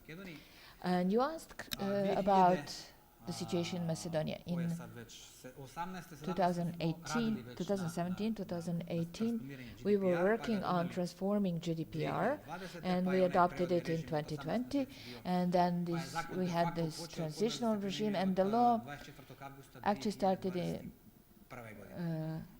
with implementation in August 2021, 24 of August. I suppose that you had the same, but it was presented in our country that GDPR is the end of the world, that all the business will stop because of human rights, because of privacy. Everybody will submit some requests, claim violation of privacy, but it turned out that it wasn't true, and it isn't true. And many companies abuse this transitional regime because they said that until, if you are not aligned with the Macedonian law until the 24th of August, on the 25th of August, you will get a fine. And we as agency were flooded with the request to register data protection officers, and our website was almost crashed because of the request to register DPOs. And if we are talking about competition protection law, it's good that we have finally started negotiations with the EU, the screening process that relies on the harmonization of data. It means that each and every law has to be aligned with the EU laws and with other laws in the system. But the conflict of laws is a problem in Macedonia as it is in Serbia, so you don't know with which directive to be compliant. However, everything has to be aligned with GDPR, because the personal data protection laws talks about constitutional rights and they are guaranteed and absolute. Just to follow up on what the colleague from Macedonia said, the relationship between the competition law and GDPR and potential conflict between the two of them. And you also mentioned the energy sector and liberalization of markets and the problems in Macedonia, and reminded me of two cases, two proceedings in the UK and in France regarding liberalization of the electricity market. And they all had one undertaking on the market, just as it is apps in Serbia. So these companies have a huge amounts of data on each individual user of that service. In order to liberalize that market, it was necessary to give access to this data to potential competitors, competitors of government-owned company ones. And these companies were under an obligation after proceedings for the abuse of dominance these companies were put under an obligation to give access to this data to other companies. But then the question was raised of personal data and whether this company that is dominant in the market will violate data protection regulations if they provide access to this data. And they worked with DPAs in those countries, and users were enabled to decide and to opt for the provision of their data to the new electricity supplier or not. So this is this balance between obligations of the company and GDPR. We are going in the right direction. I think it's running smoothly. And before going to the dark side, I was a regulator. I worked for the central bank before moving to the private sector. Igor worked for the data protection agency, and Zara worked in the competition protection commission. And Milos lacks no knowledge about this. Maybe he has more knowledge about this than all of us together. And what is clear to us is that the regulatory process, in addition to the fact that it's very often or non-harmonized, it follows the winds of, or is brought on the winds of harmonization with some good regulations for the EU, with our steps on the road to accession to the EU. And we have the pressure of the business itself, particularly in the digital sphere, because because we're chasing our own tail with the regulations, because something new appeared. And I would like to discuss with Milos the purpose of the regulations and who is dictating that. And I would like to go back to what Igor has mentioned about EU and why is it useful. And it is useful from the standpoint of harmonization of regulations and legislative process. And in this area that we are engaged in, winds are coming from the EU, and you have these words like Facebook and Avocat General and Digital Market Act. And we are talking about this mostly because not because something happened here, not Macedonia, but because the wind is coming from that side, or wind is coming. And Zoran, maybe you know what happened with Facebook in Germany, and what are we discussing about? We are expecting the decision of the European Court of Justice very soon. There was a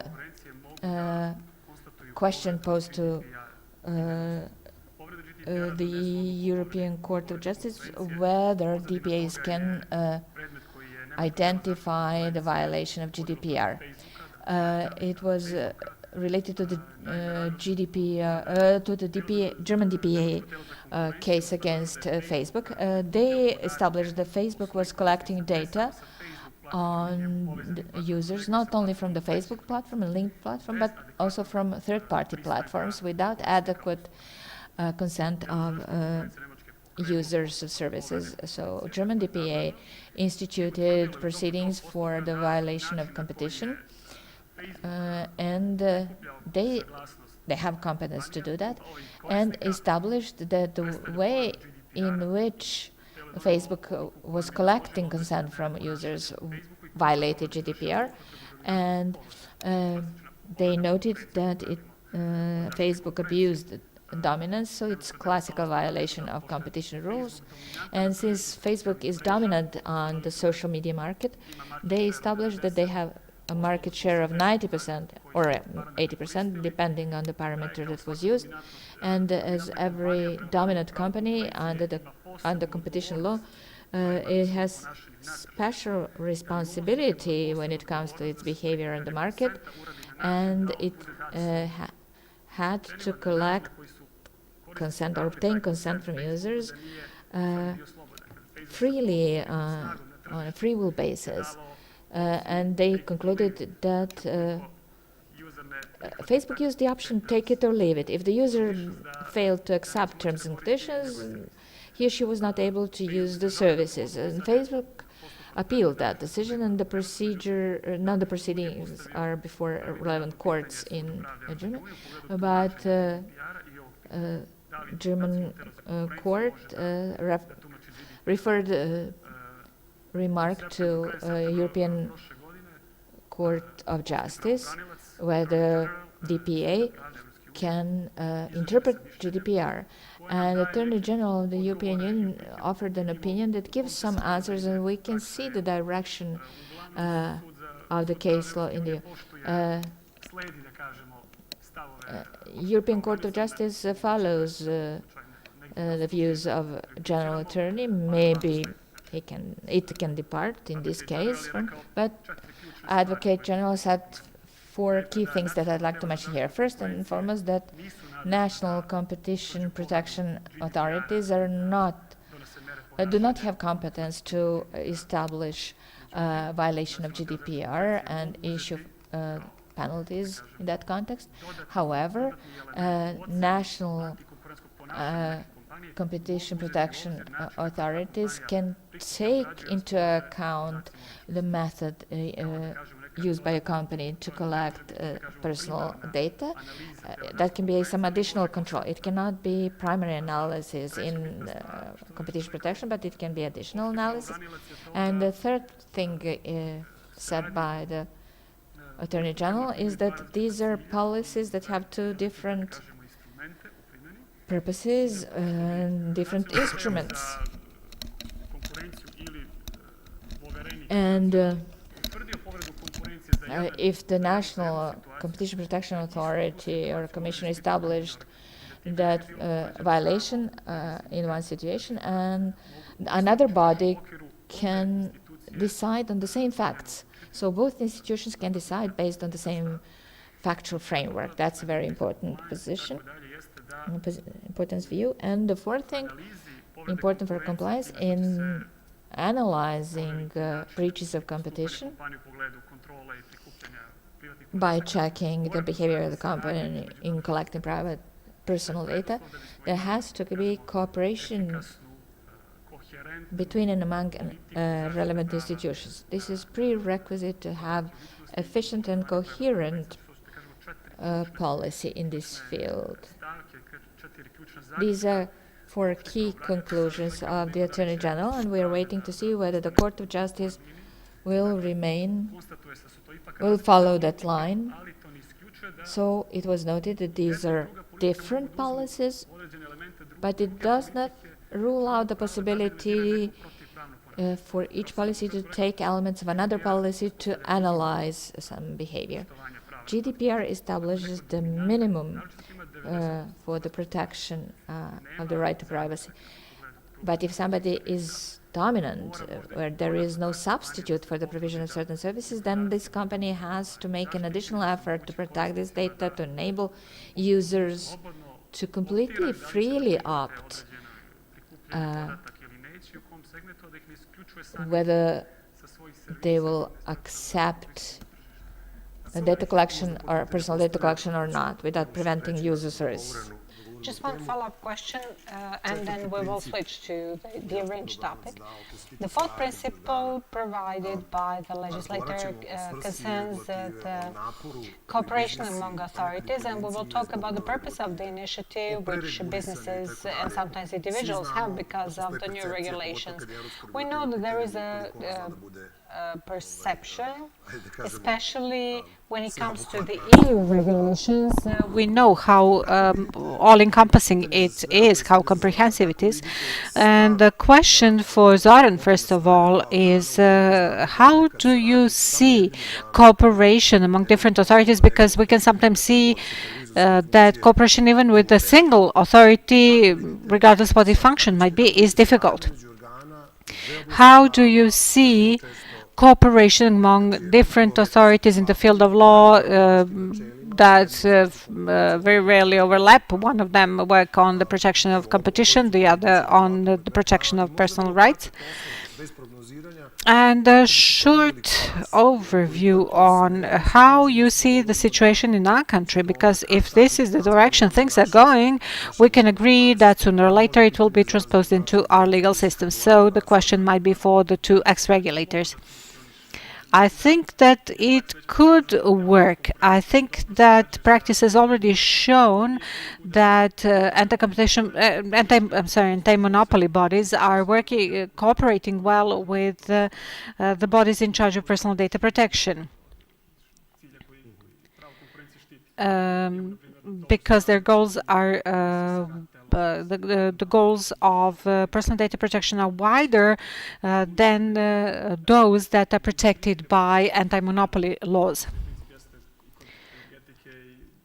The main principle in energy and telecommunication is to regulate everything, but we can see that commissions are cooperating well. They frequently collaborate on different decisions, and I don't see a problem there.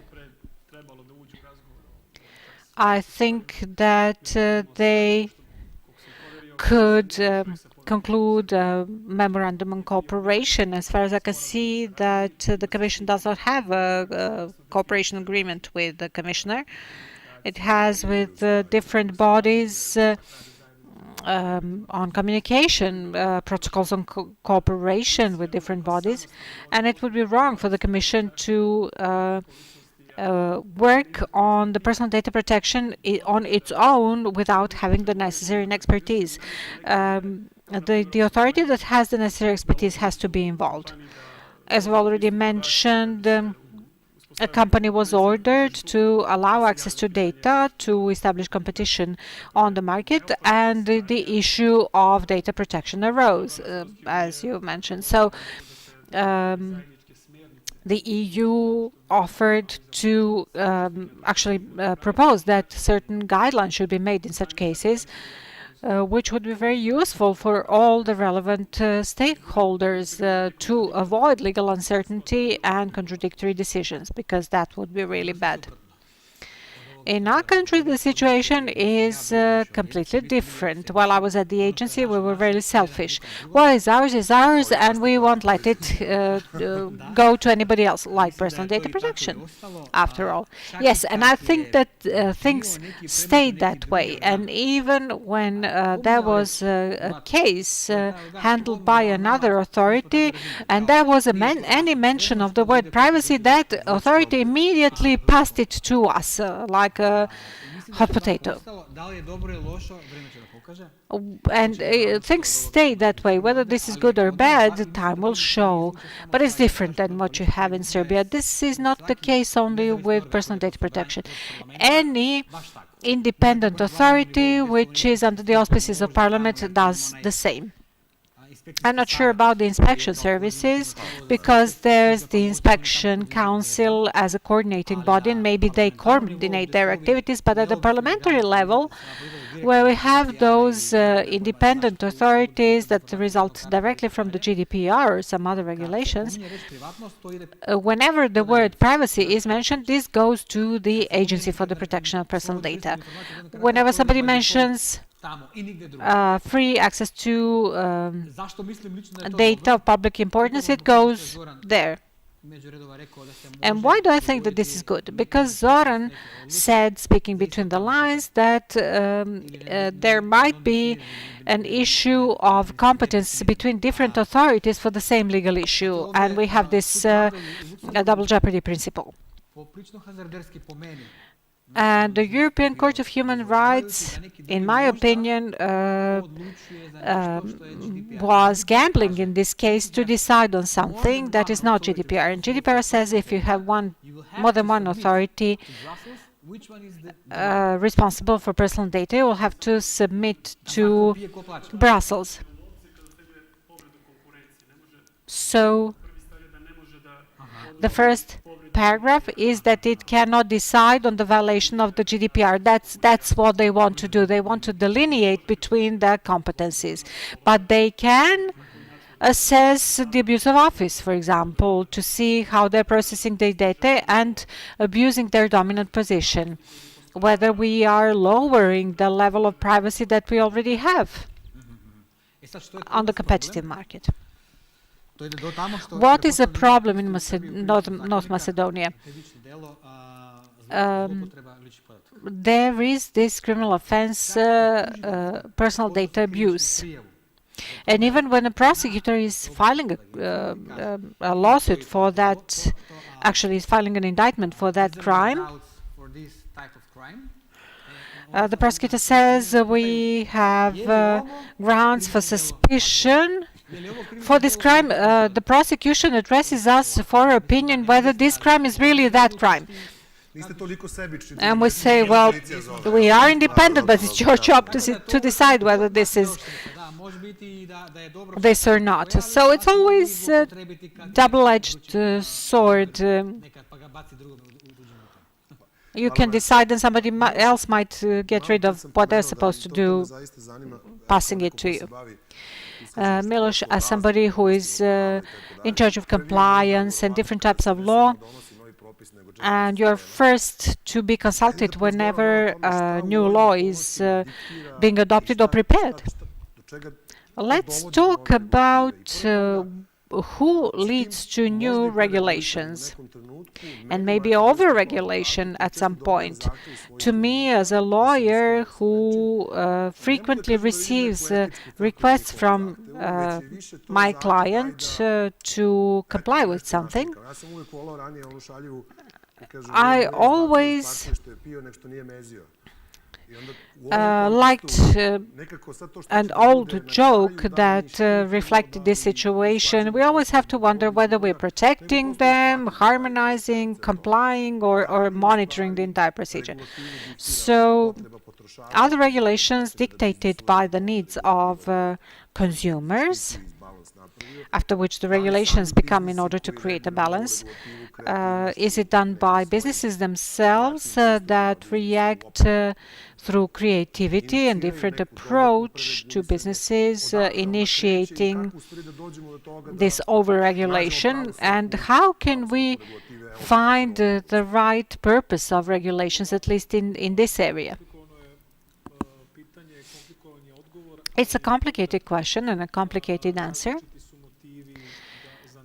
And the motives are different for the development of regulations and compliance with some requirements. If we're talking about the law on personal data protection, it's very difficult to explain at foreign companies.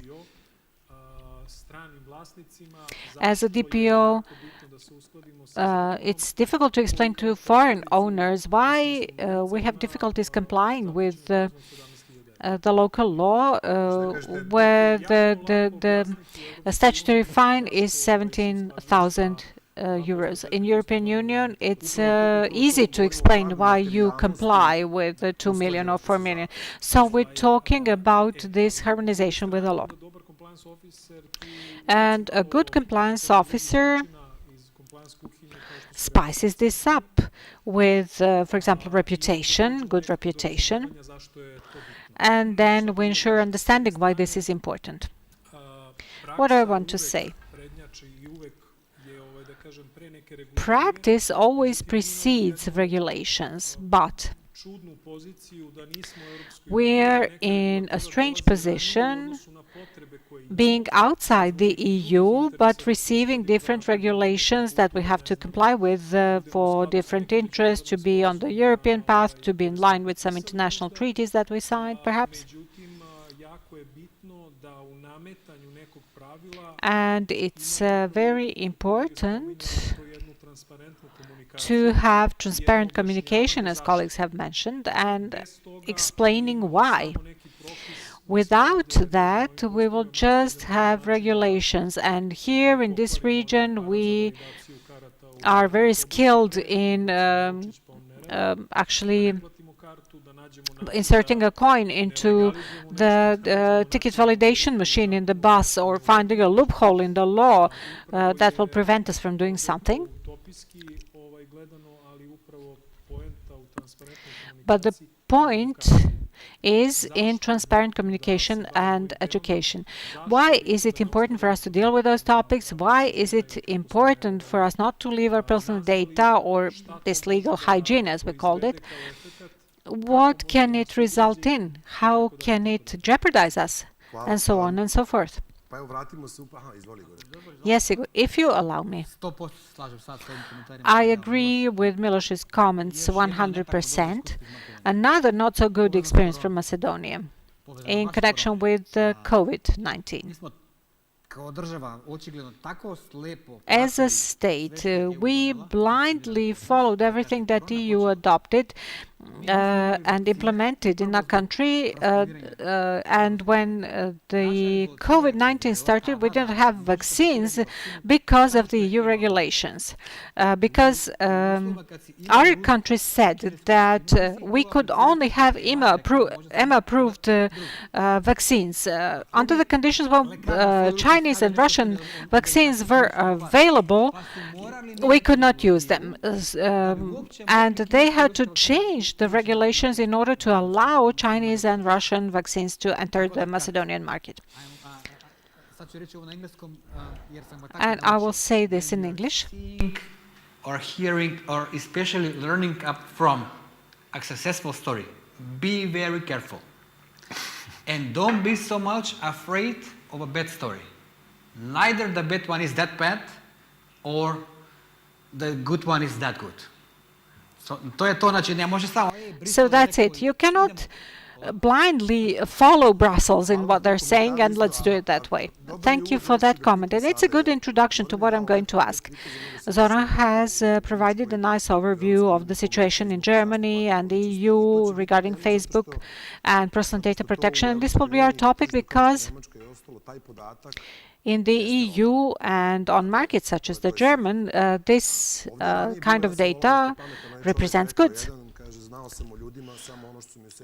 And one man said, I knew about people only what they told me. And today, Milos and Zoran can confirm, I know everything about you if you apply for a loan or a loyalty card, because you have to provide all sorts of data. And now I have a question to Žarko, who is included in e-commerce. Is data in Serbia a type of goods? Is it an asset?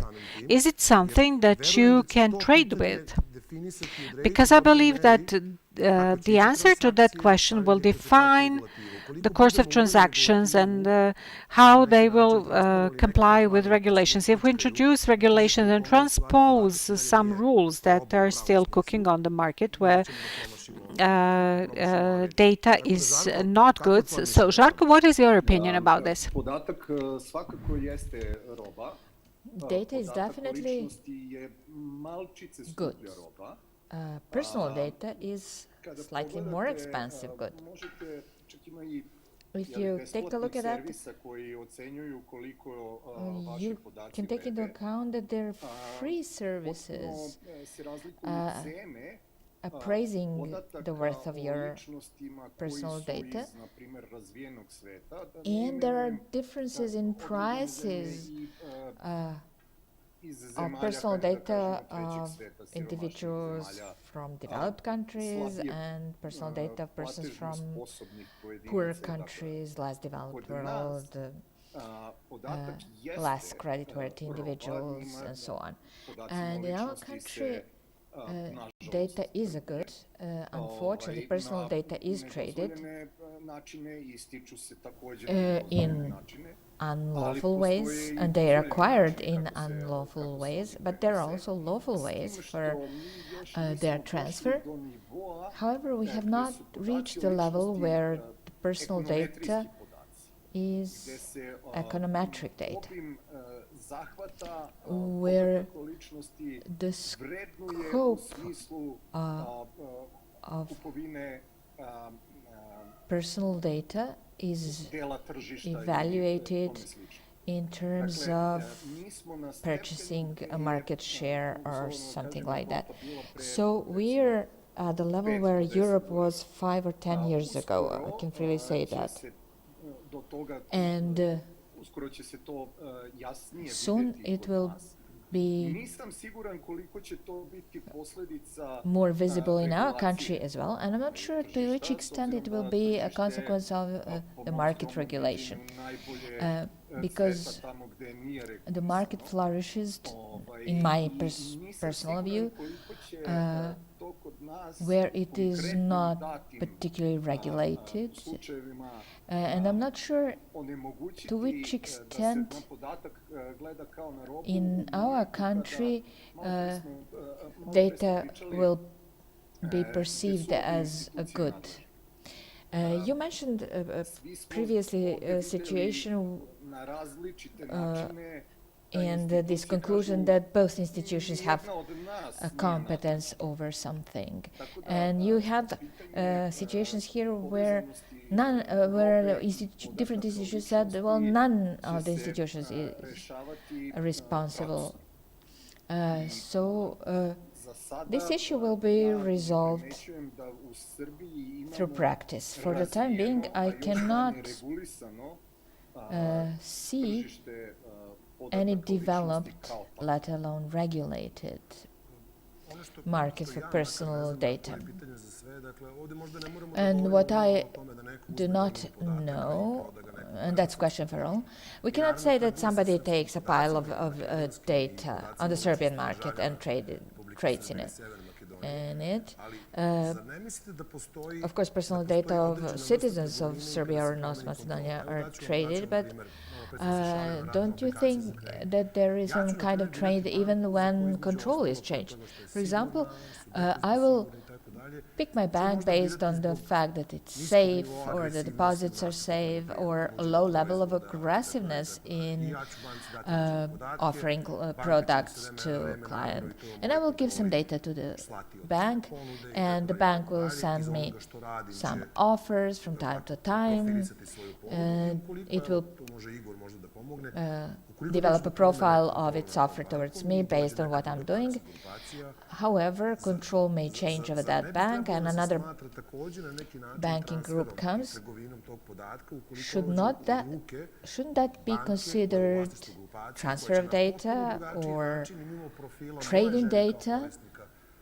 If another bank comes and completely different act towards me, I can always leave that bank, and we can always say, I can always say, please don't send me this or that. But isn't that a sort of trading in personal data? When it comes to banks, I said, when money talks, privacy walks away. Profit, samo profit. Sad sam to vidio.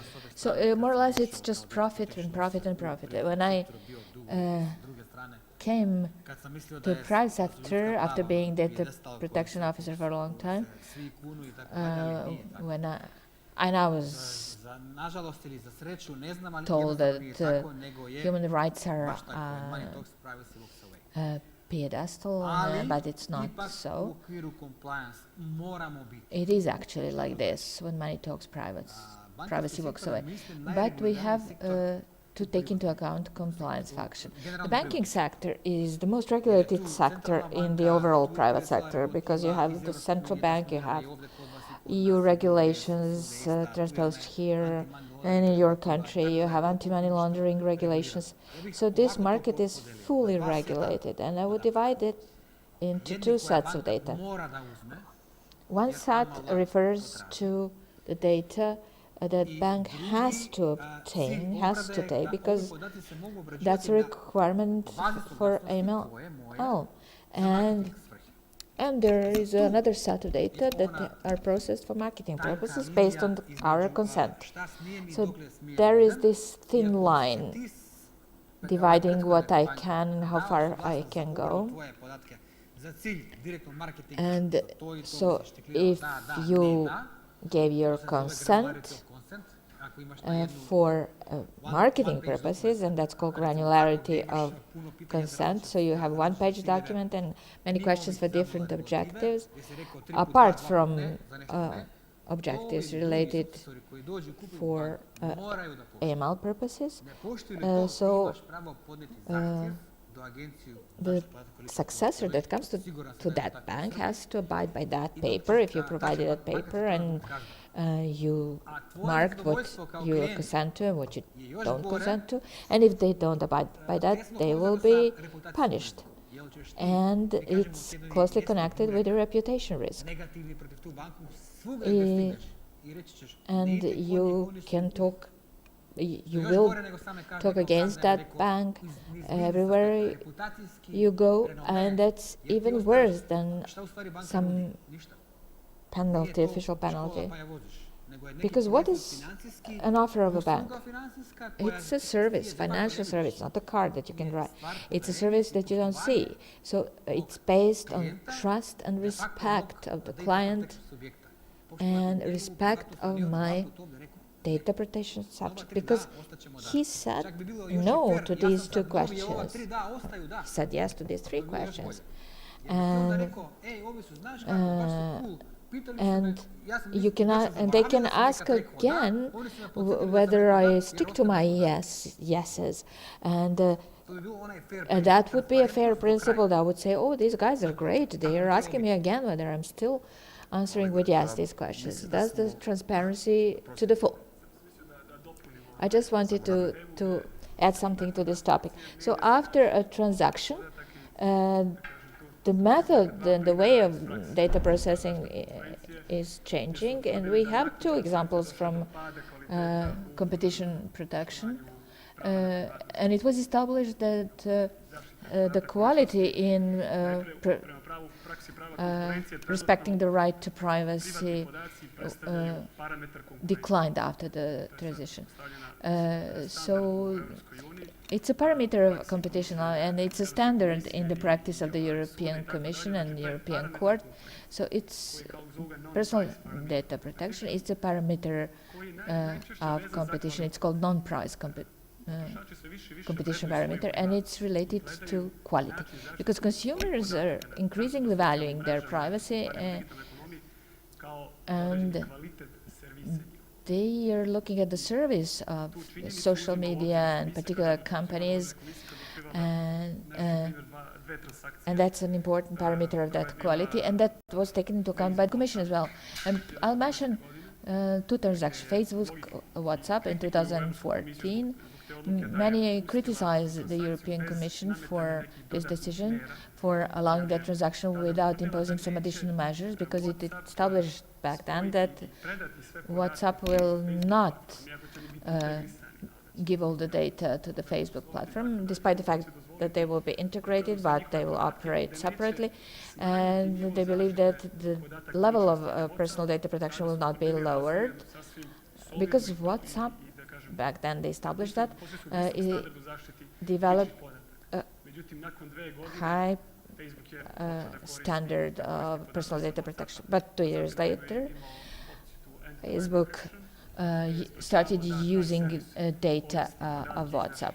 So, for example, WhatsApp had end-to-end encryption, preventing the use of our data from communication, and Facebook needed that for internet advertising purposes. So that was a failure of the European Commission. They had wrong assumptions that it will not happen.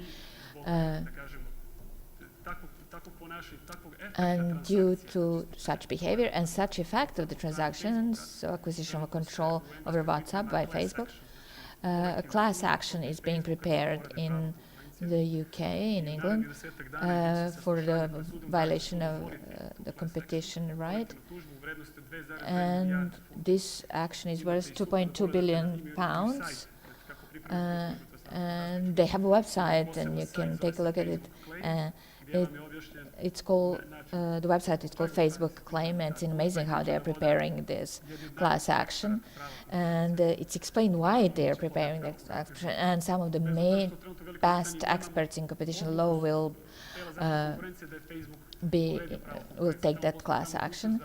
And there is a possibility there to take action even without a decision of the competent authority for violation of competition. So it's an interesting example how a transaction can lead to decline in quality, and it is valued as a parameter of competition. And another is LinkedIn. When Microsoft took over LinkedIn, the European Commission also took into account the quality of data protection by LinkedIn and the quality of data protection by other social media for professionals. And they realized that LinkedIn had a lower level of protection, which they assessed as potentially problematic. And Microsoft proposed some measures for the future in order to remove the concerns regarding market operations, because the problem was that Microsoft wanted to connect Outlook with LinkedIn profiles, LinkedIn accounts, and if it were allowed, it would be excessive advantage that would be given to LinkedIn, so there would be unlimited competition on the market. So they allowed concentration on the condition that Microsoft allows third parties on the market to connect that type of data with other users of other platforms, in order to avoid this concern. Milos, just briefly, two things. One is that all those standards that arrive from foreign countries or internationally, and all the examples that we've heard are the examples of large companies from developed countries.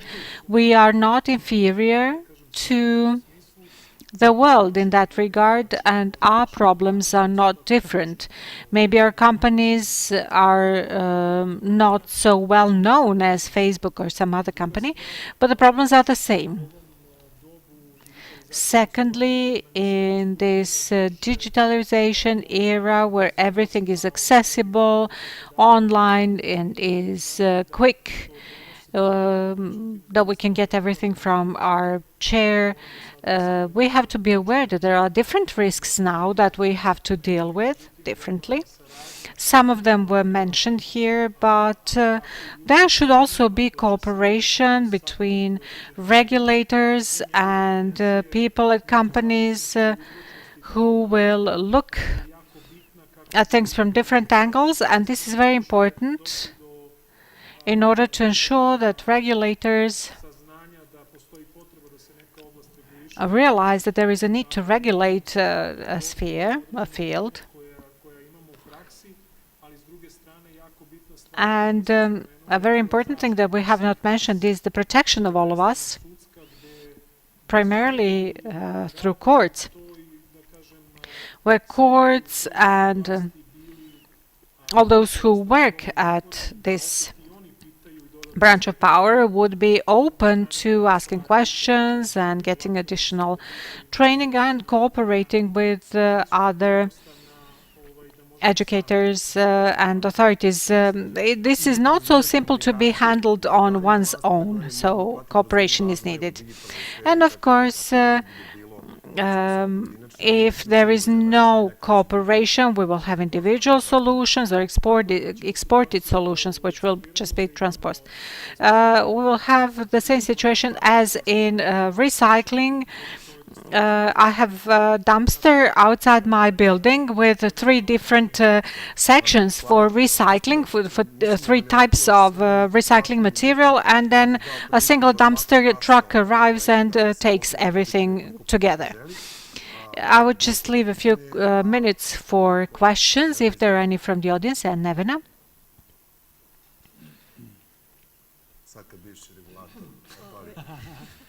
She's a former regulator. No, thank you for this perfect panel and an excellent topic presented by Partner Serbia. As soon as you think we've stopped with personal data protection, now we have another topic where you can find it. As for Facebook, this is a really interesting purchase, which provides us with an answer to question whether data is a commodity. When Facebook purchases WhatsApp, there is not a single ad on WhatsApp, which means that data is a commodity. But when we have those mergers, we have the data of employees. And if a company is thinking about mergers, purchasing another one, they have to think about what kind of workforce they will get. The merger might never be realized, but we have due diligence, and in due diligence we have the obligation to have transparent processing, to observe the structure of the workforce and make a decision. So mergers, competition, and similar things have several aspects, and maybe it's a good idea for the authorities to cooperate. When we talk about medical data, we cannot exclude the Ministry of Health and Health Inspectorate because of personal data protection. Everything that concerns medical inspection, healthcare inspection, will concern the patients. And cooperation among different authorities would be a good starting point in harmonizing regulations and practice. Thank you, Nevena, for this contribution. And I would really like to say that while this panel was ongoing, I saw some 6 other issues that I wanted to raise, but maybe it's better to leave some issues uncovered. I would ask you for comments. I think that this was a really good panel, and we can take some things that were discussed as topics for some future panels or symposia. It's something that you can think about. And I would ask you for a short conclusion. And please praise the panel and the moderator in your last sentence. Igor? Excellent job. Thank you. I would like to thank the interpreters. People told me to slow down, and I catch myself being too fast. I apologize to the interpreters. It will not happen on the next occasion. If I come back again, I will slow down. As somebody who's coming from a different country, a friendly country, it was a pleasure to be here and to listen to some ideas, to share with you some ideas and experience that we have in North Macedonia, and to hear that you share the same problems, and I suppose that our paths towards Brussels will be similar. They can never be the same. And the observation of human rights must be in the heart of all reforms, specifically in this case, personal data protection. Be that competition or any other segment, you have to observe human rights. Žarko? First of all, allow me to praise, well, I've participated in many panels throughout my career, but I've never had such a moderator.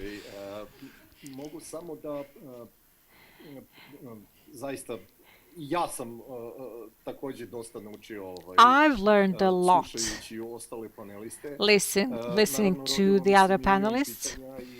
Of course, I thought of a million questions. And although this panel is the first, I hope that it will not be the last on this topic. With this composition, although I cannot imagine any other composition that would be better, especially in view of the moderator.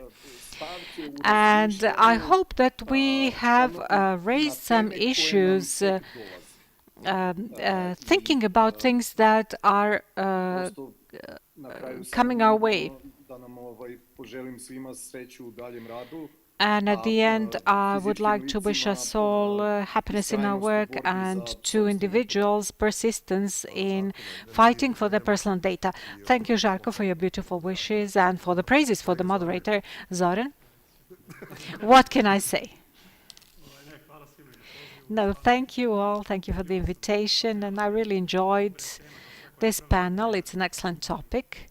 This is actually the first panel dealing with the protection of competition and all those issues pertaining to different transactions. And it's good to have raised certain issues, and we might want to use this position to invite institutions to start thinking about this. The Anti-Monopoly Commission, the Commissioner, might want to make some of those issues topical. Nevena's intervention also at the end regarding transactions and the use of data on the workforce in the target company. How visible can the data be? Is that type of data visible only to us as lawyers or to our clients? Who is responsible in the case of breaches?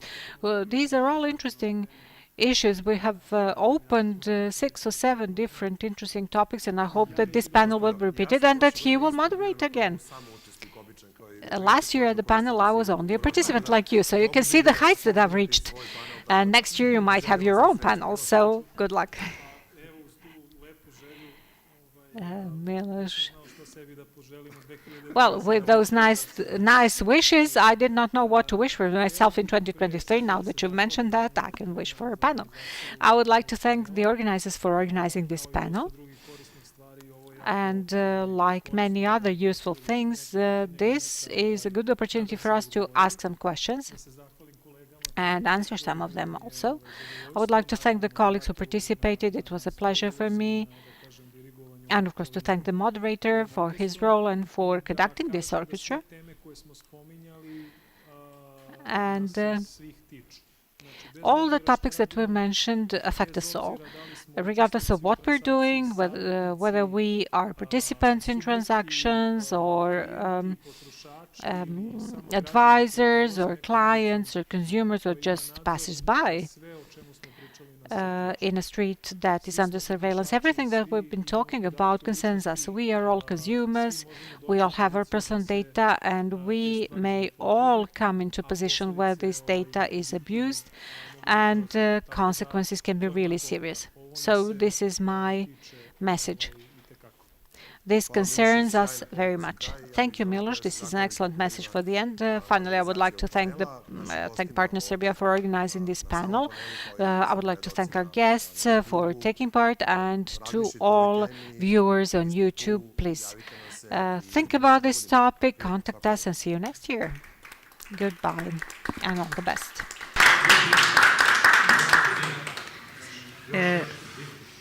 Mislim da ćemo biti ovde. I think that we will remain here. Thank you, panelists, and I would like to thank the moderator for fantastic moderation. I don't want to differ from them and avoid praising the moderator. This is the end of our second day, and I'm inviting you to watch us tomorrow and to take part tomorrow. We will start at 11.